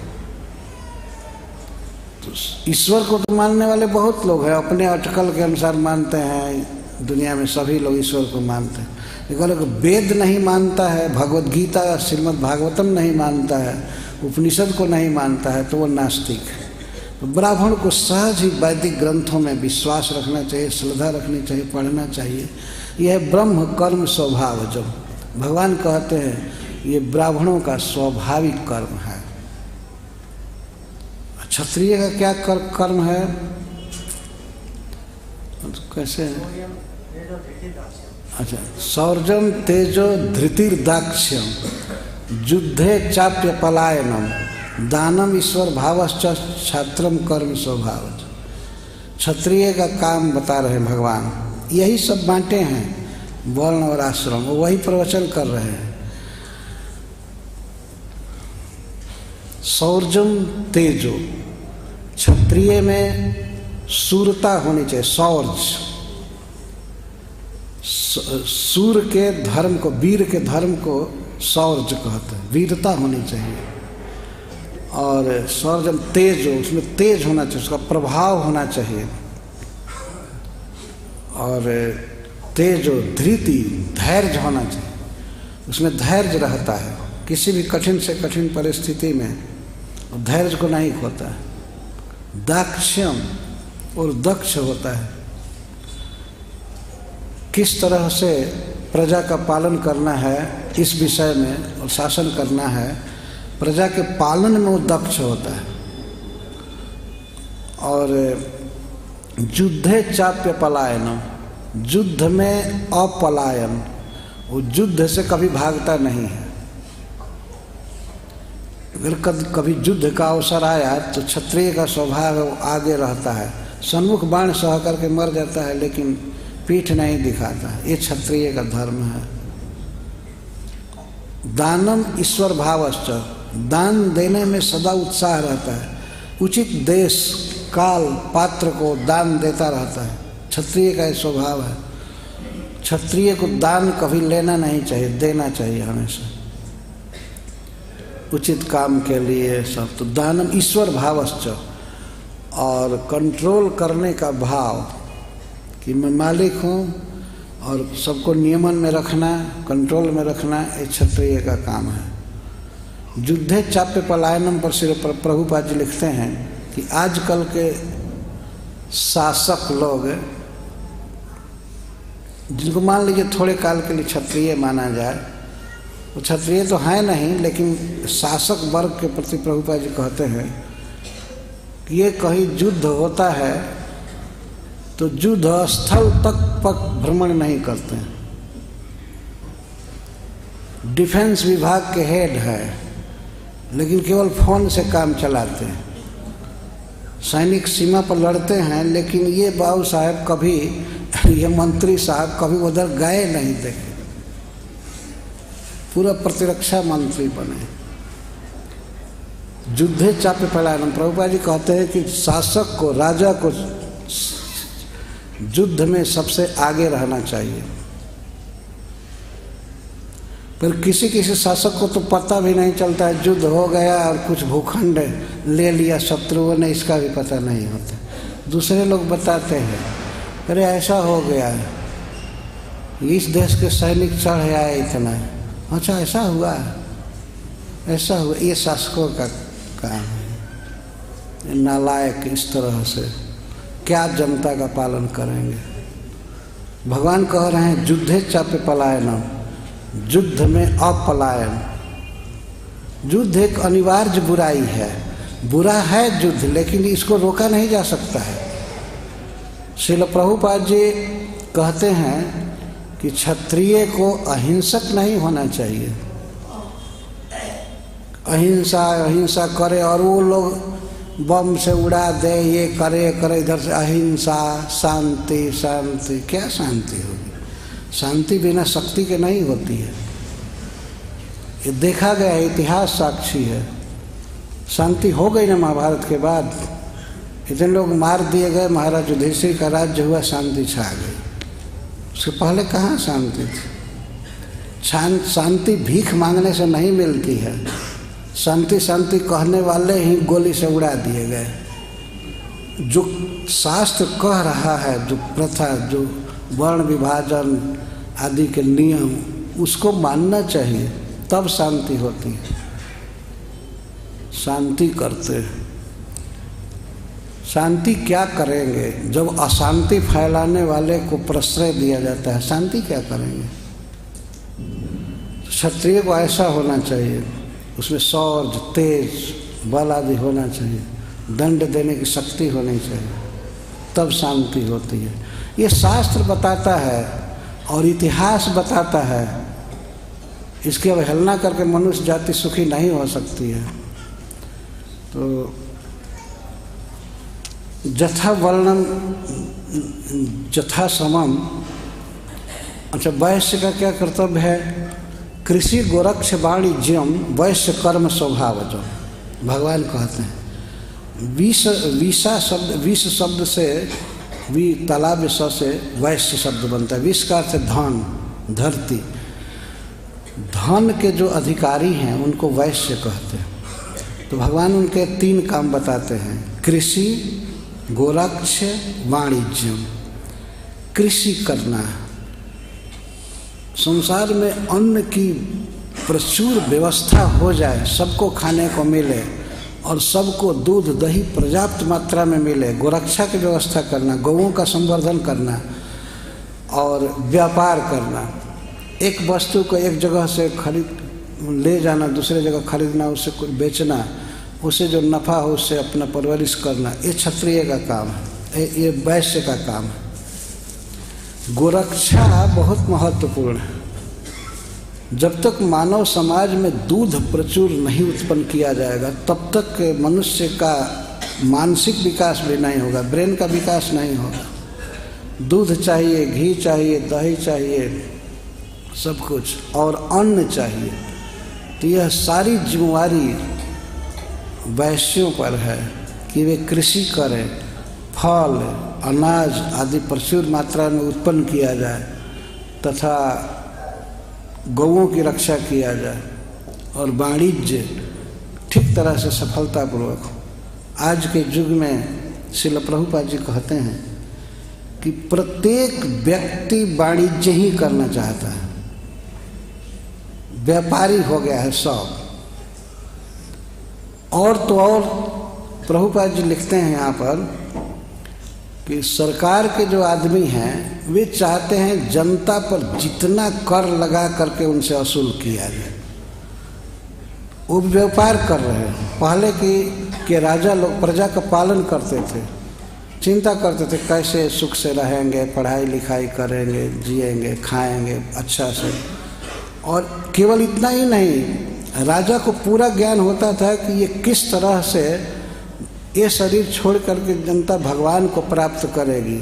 वो जानते थे स्वयं और जनता को भी ऐसी सुविधा देते थे जो सब लोग भगवान की भक्ति करें, कीर्तन करें, शुद्ध आचरण करें। पर आज के युग में कोई इस तरह की व्यवस्था नहीं है। लड़कों की पढ़ाई आप देखेंगे संसार में, उनको शिक्षा दी जाती है, ये पढ़ना है वो पढ़ना है, लेकिन उनका नैतिक स्तर भी ऊंचा होना चाहिए। इस विषय में न कोई शिक्षा है न कोई विचार है, कोई विचार नहीं है। चाहे वो शासक वर्ग हो, चाहे जनता हो, माता पिता, कि हमारा बच्चा एक नीतिमान व्यक्ति बने, ईश्वर का भक्त बने, सदाचारी बने और अन्य नियमों का पालन करे, मांसाहार न करे, सिगरेट जुआ न खेले, सिगरेट न पिए। ये नैतिक शिक्षा नील है। सबके घर में टीवी है। अरे बच्चों का इससे क्या विकास होगा? अब वर्ण धर्म रहा नहीं, आश्रम धर्म लुप्त हो गया, इसीलिए मनुष्य इतना दुख में पड़ गया। अब तो बच्चों को पढ़ाना भी कठिन है। अगर कुछ परिवार में पैसा नहीं है तो उनकी पढ़ाई नहीं हो सकती। ये उन्होंने अपराध किया कि गरीब के वंश में पैदा हो। कोई न सरकार की व्यवस्था है न जन समाज में कोई व्यवस्था है। श्रील प्रभुपाद जी की बातों को मैं कह रहा हूँ, वो इस प्रकार से बताते हैं क्यों वर्ण धर्म जरूरी है और आश्रम धर्म जरूरी है। मनुष्य के क्रमिक ज्ञान विकास के लिए, विकास के अनुसार आश्रम धर्म की स्थापना है। अच्छा, वैश्य का कर्म मैं बोलना छोड़ दिया। भगवान बताते हैं परिचर्यात्मकम कर्म, परिचर्यात्मकम कर्म शूद्रस्य परम तप।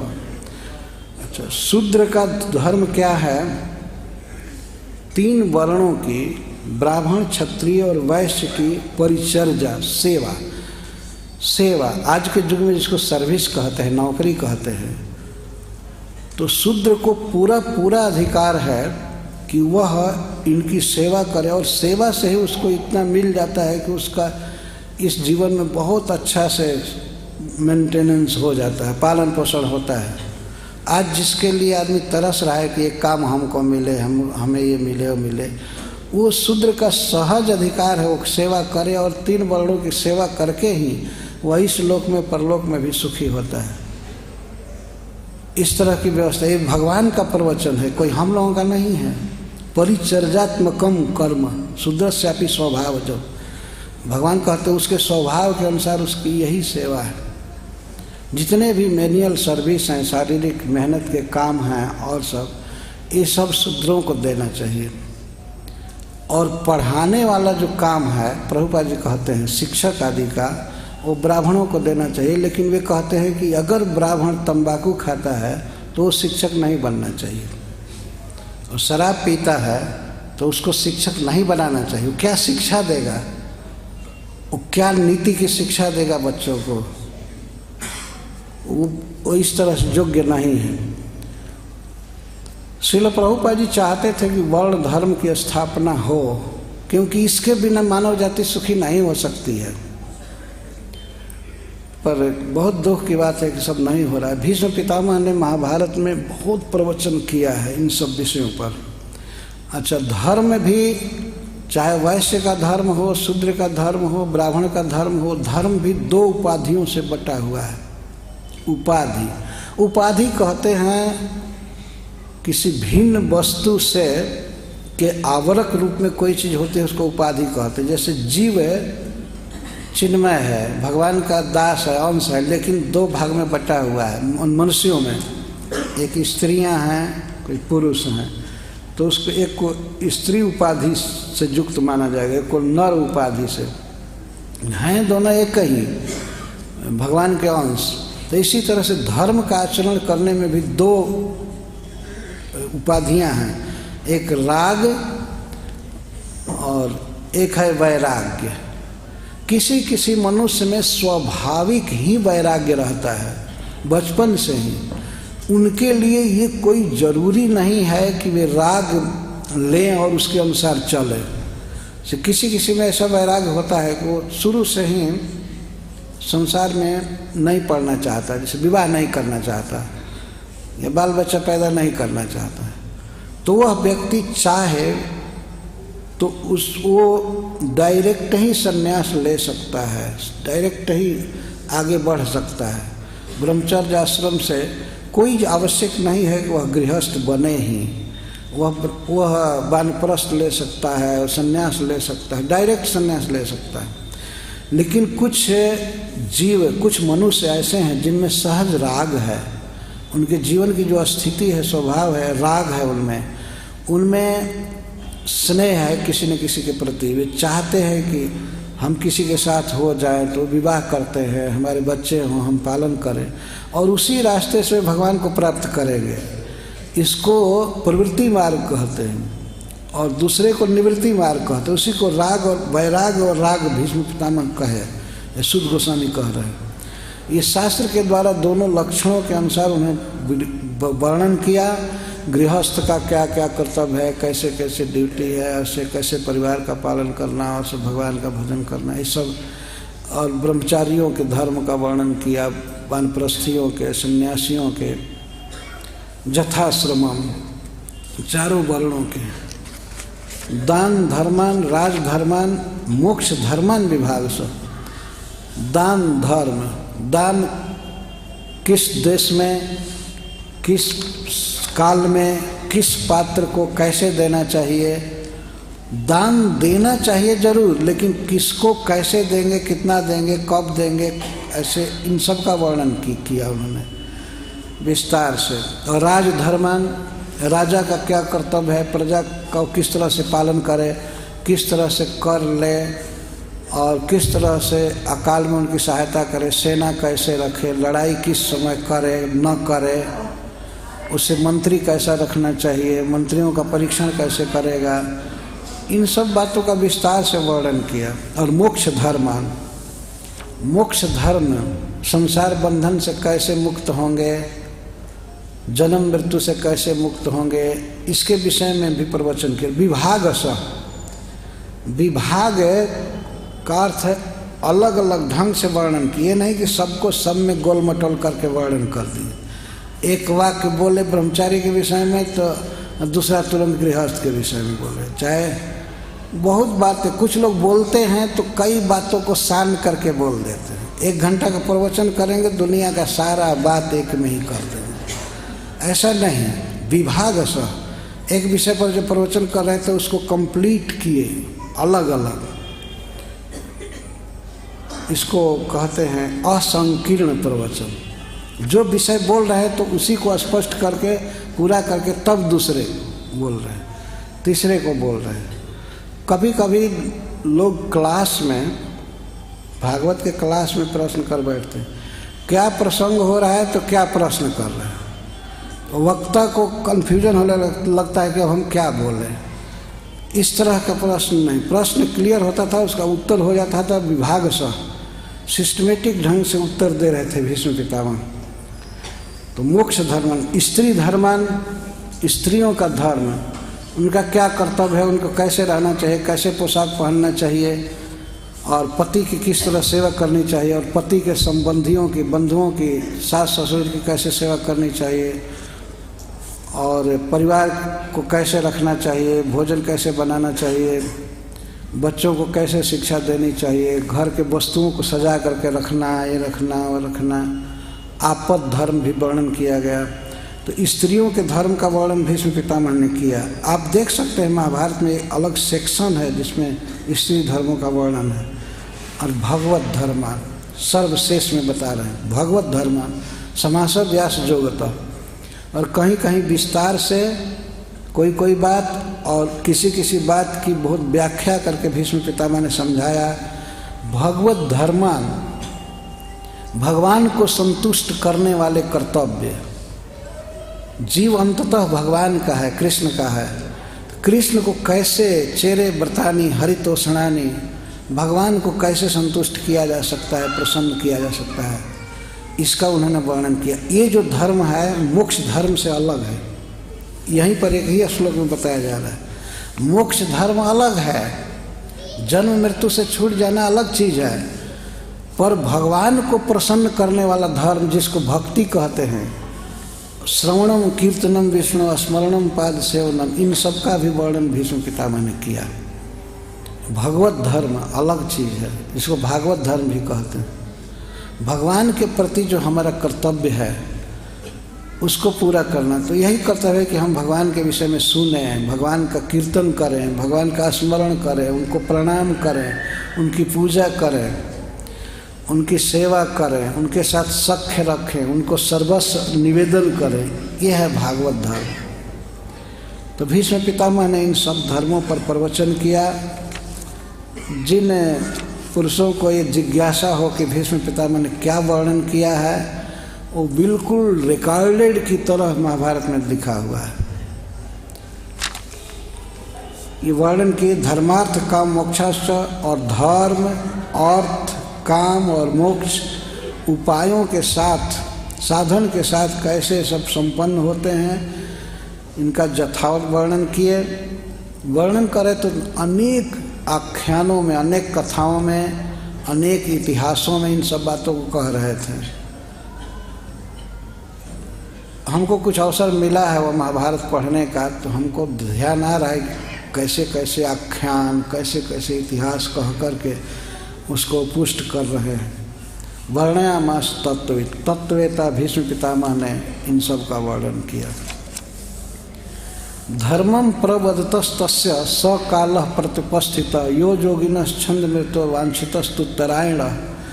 धर्म पर प्रवचन करते करते भीष्म पितामह ने देखा अब वो काल आ गया, वह समय आ गया जिसको विद्वान लोग उत्तरायण कहते हैं। जब भगवान सूर्य मकर रेखा को पार करके विषुवत रेखा की तरफ, मतलब उत्तर की तरफ चले जाते हैं, मकर संक्रांति कहते हैं उसको। माघ महीने से लेकर के आषाढ़ तक ये है उत्तरायण। तो जो इच्छा मृत्यु हैं, जिनको इच्छा के अनुसार शरीर छोड़ना है, ये योगी लोग प्राय चाहते हैं कि उत्तरायण में हम शरीर छोड़ें।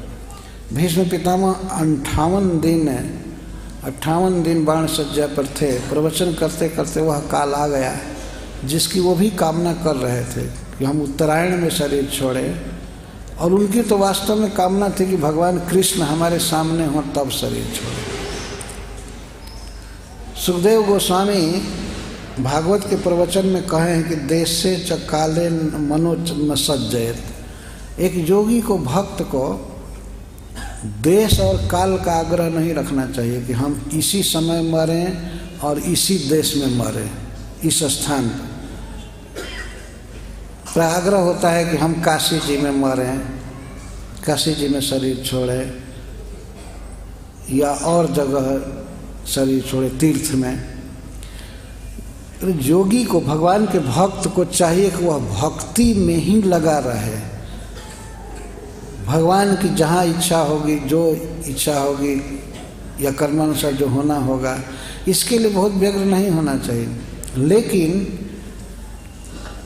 वैष्णव भक्तों के लिए ये देखा गया है कि वे चाहते हैं कि भगवान के धाम में हमारा शरीर जाए। जैसे श्रील प्रभुपाद जी कहे अपने शिष्यों से कि हमको ले चलो, मैं प्रीचिंग करते हुए शरीर छोड़ना चाहता हूँ।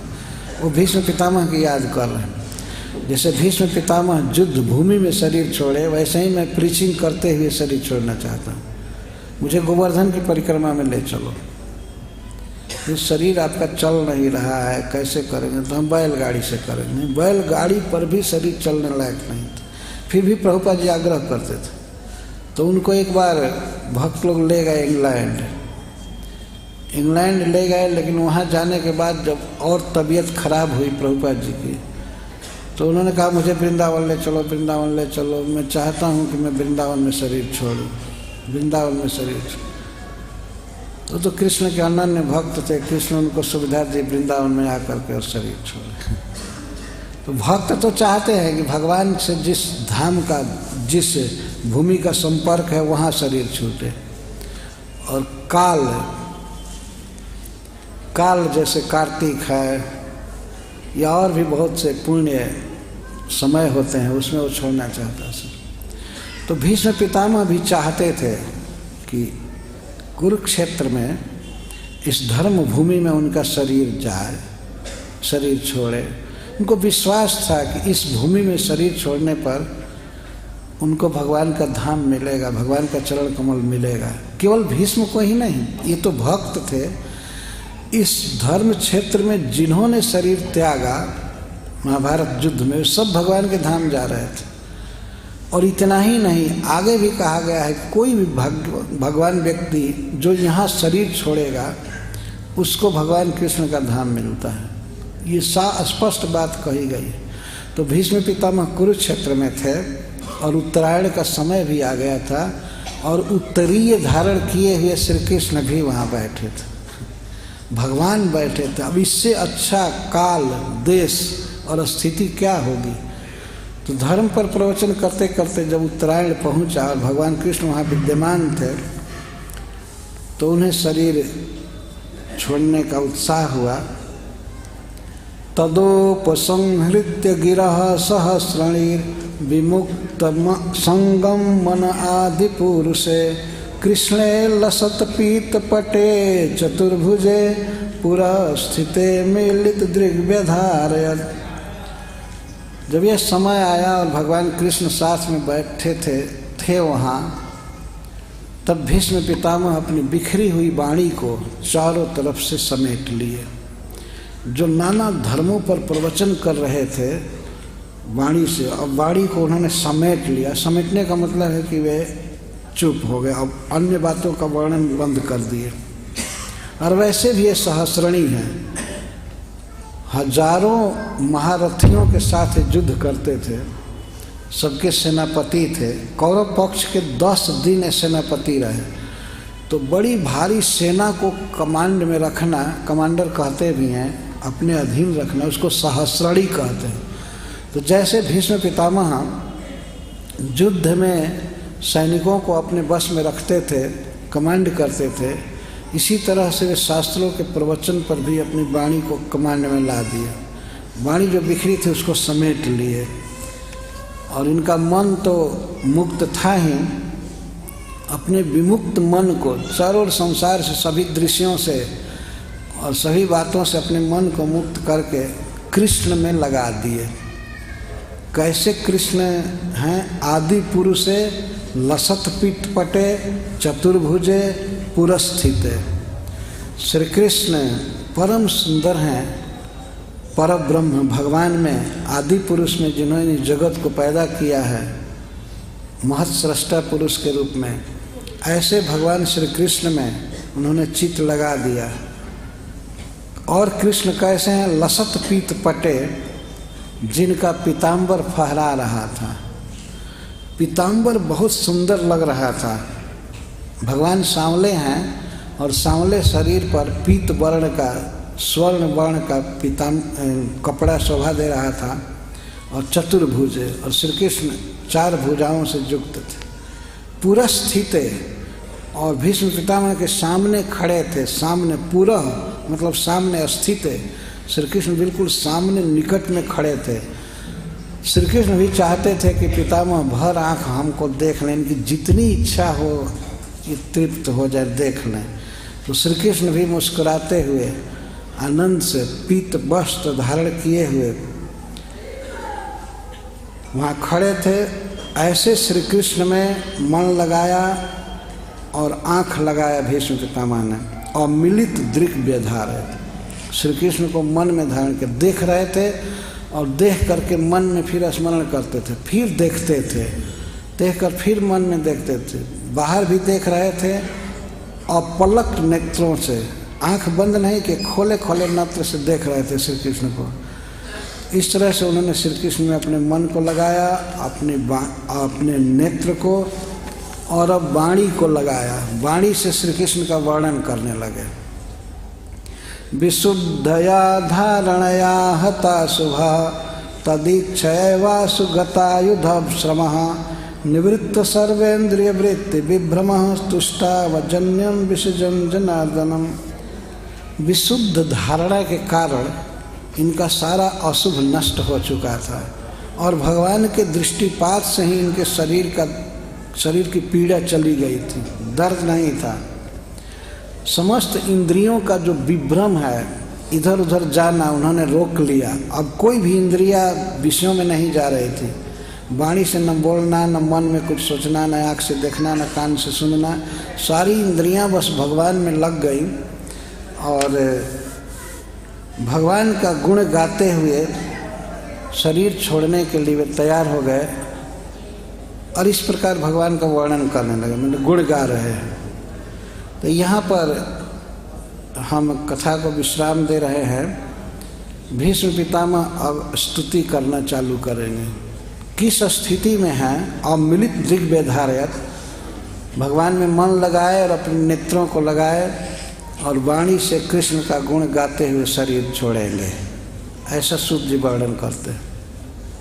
जन्यम का अर्थ होता है देह, जिसका जन्म होता है वो है जन्य। देह को छोड़ते समय भीष्म पितामह कृष्ण में अपना मन लगाए, अपने आँखों को स्थिर किए और अपने वाणी पर उनका गुण गा रहे हैं। इस तरह से भीष्म पितामह की ये बहुत प्रसिद्ध स्तुति है। तो 3 दिन भीष्म पितामह के स्तुति का भाव कहा जाएगा। ये बहुत ही महत्वपूर्ण है। मानव जाति के इतिहास में इतना लंबा और सुंदर प्रवचन किसी का नहीं है, इतना दीर्घ, कई अध्यायों में प्रवचन। तो भीष्म पितामह की विशेषता क्या है कि वे कृष्ण के भक्त हैं, अनन्य भक्त है, यही सबसे बड़ी विशेषता है। भले विपक्ष से लड़े, कहीं कुछ किए, लेकिन वो तत्वतः कृष्ण के भक्त थे।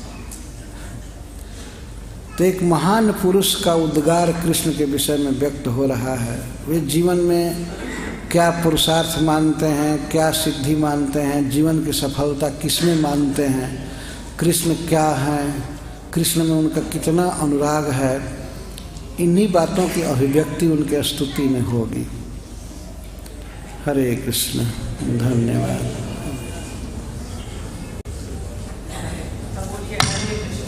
इतिहास में भीष्म पिता में से बड़ा और सुंदर और दीर्घ प्रवचन किसी का नहीं है। ये बात बड़ी महत्वपूर्ण है। देखिए, अमेरिका में वर्ल्ड ट्रेड सेंटर था और वर्ल्ड ट्रेड सेंटर पर आक्रमण हो गया तो वो जीरो ग्राउंड बन गया। अब जीरो ग्राउंड बनने का मतलब है कि सैकड़ों हजारों साल तक वहां कुछ भी नहीं बना। तो आप ये समझिए कि कुरुक्षेत्र की भूमि पर युद्ध हुआ और वो छोटा मोटा युद्ध नहीं हुआ, महाभारत जैसा युद्ध हुआ। तो युगों युगों तक यहाँ जीवन नहीं हुआ, युगों युगों तक यहाँ कोई प्राणी नहीं दिखा। लेकिन ये भीष्म पितामह की कृपा है कि उन्होंने इतने सुंदर ज्ञान के उपदेश से इस धरती को सिंचित किया। ये एक बहुत बड़ी बात है और हमें भी ये विश्वास है कि पूज्य गुरु महाराज जब तक इस धरती पर आते रहेंगे तब तक हमारे जीवन में सभ्यता, भक्ति और संस्कृति बढ़ती रहेगी, ऐसा हमें विश्वास है। और आप भी यही कामना करिए। जब तक हमारे क्षेत्र के अध्यक्ष परम श्रद्धेय श्रीमान साक्षी गोपाल प्रभु जी हैं, 20 वर्षों से बहुत संघर्ष किया, जैसे पांडवों ने संघर्ष किया था और संघर्ष किया तो विजय प्राप्त की। प्रभु जी ने जीवन में संघर्ष किया और आज पंजाब और हरियाणा में जो अद्भुत प्रचार चल रहा है। वैसे पंजाब में प्रचार बहुत कठिन है, अमेरिका में प्रचार कठिन था, प्रभुपाद जी ने किया। मैं तो कहता हूँ अमेरिका में प्रचार करने से भी ज्यादा पंजाब में प्रचार बड़ा कठिन है, हरियाणा में बड़ा कठिन है। क्यों? क्योंकि यहाँ की धरती में बहुत धन है, वैभव है। अब जिसके पास धन और वैभव हो नियमों से कैसे बंधेगा? फिर भी प्रभु जी बांध रहे हैं सबको, लोगों की दर्शन प्याज लहसुन पंजाब में लोग छोड़ना नहीं पसंद करते। तो साक्षी गोपाल प्रभु जी का भी बहुत आभार है। विशेष करके मैं कुछ नाम लूंगा आज। एक तो आपसे ये प्रार्थना करते हैं सभी भक्तों से, कहीं नाटक हो रहा हो और नाटक में आप इंटरवल के समय जाएं, या नाटक जब खत्म होने वाला हो तब आप जाएं, उसका क्या फायदा है? आप नाटक में कब जाते हो? शुरू से देखेंगे, शुरू से नाटक देखेंगे। तो कथा में आप शुरू से क्यों नहीं आते हैं? कथा में आप आते हैं इंटरवल के समय। सबसे प्रार्थना करते हैं कि कथा में आप यहाँ 5:30 बजे तक आ जाएं, तब भजन चलते हैं, चंद्रिका प्रभु जी गाते हैं। ये एक आपसे सबसे प्रार्थना है। आज का जो प्रसाद है इसकी जो सेवा कर रहे हैं श्रीमान राजेंद्र वर्मा जी, श्रीमान राकेश वर्मा जी चंडीगढ़ से। राकेश वर्मा जी से मैं प्रार्थना करता हूँ कृपया मंच पर आए और महाराज जी से प्रसाद और आशीर्वाद ग्रहण करें। श्रीमान राकेश वर्मा जी चंडीगढ़ से।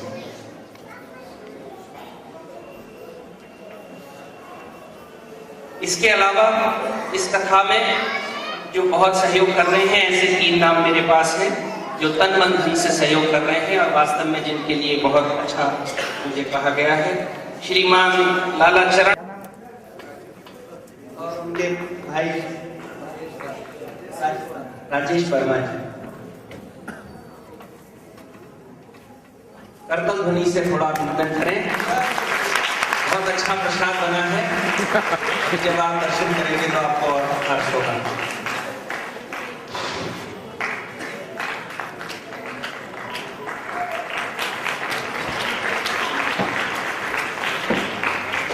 श्रीमान लाला चरण दास जी सुरेंद्र सेनेटरी वाले, श्रीमान ब्रजमोहन गुप्ता जी और श्रीमान राजेंद्र सिद्धि जी, इनकी भी बहुत ही सेवा है और हमेशा ही उपस्थित रहते हैं, तन मन धन से सहयोग करते हैं। इन सभी से प्रार्थना मंच पर आए। इसके अलावा हरे कृष्णा प्रचार केंद्र जमुनानगर से भक्त आए हैं, उनका मैं नाम लेता हूँ। जिनका नाम ले रहा हूँ वो भी मंच पर आए, प्रसाद ग्रहण करें। श्रीमान रसकृष्ण दास प्रभु जी, श्रीमान Anath Bandhu Das Prabhu ji, Ramkrishna Das Prabhu ji, Anil Gupta ji, doctor GR Saini, PK Mehndi Ratta, Kamlesh Gautam माता जी, राकेश कपूर जी, नवीन विनायक जी, मुकेश दावड़ा जी, राजकुमार जी और नवीन मित्तल जी। ये जो नाम मैं पुकार रहा हूँ इनसे प्रार्थना है मंच पर आए और प्रसाद ग्रहण करें। श्रीमान रसकृष्ण दास ji, Anath Bandhu Das ji, Ramkrishna Das Prabhu ji, Anil Gupta ji, doctor GR Saini, PK Mehndi Ratta, ये सभी हरे कृष्णा प्रचार केंद्र यमुनानगर से आए हैं।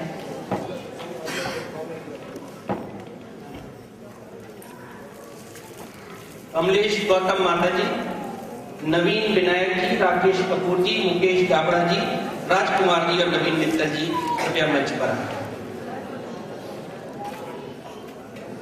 नवीन मित्तल, नवीन विनायक जी जमुनानगर से, सभी नवीन हैं।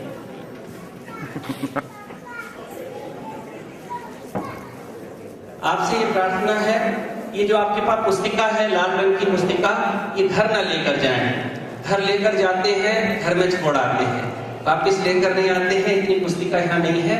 सभी से प्रार्थना है अपनी पुस्तक यहाँ मंच पर जमा करा दें। कुछ लोग इसको जमा कर लें और मंच पर रख दें।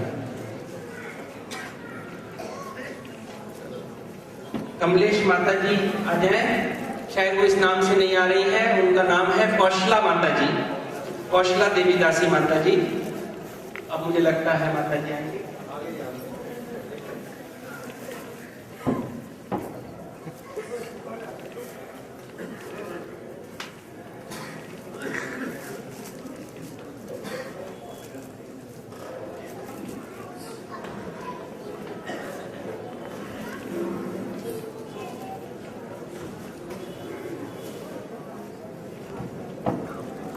अभी आरती के बाद ही सब लोग जाएंगे। आरती के पश्चात प्रसाद ग्रहण करें। सभी के लिए प्रसाद की व्यवस्था है। साक्षी गोपाल प्रभु जी से प्रार्थना है, वो आरती के पश्चात 10 मिनट के लिए कीर्तन कराएंगे। बाकी मैंने कुरुक्षेत्र में इतना अनुशासन देखा है, हम बंबई भी जाते हैं, कई कथाओं में जाना होता है। कुरुक्षेत्र में भक्त लोग कथा के बाद भी उठते नहीं है। बंबई में तो एकदम प्रसाद के लिए सब भागते हैं, तो यहाँ सब लोग पंजाब में कहते रजे हुए।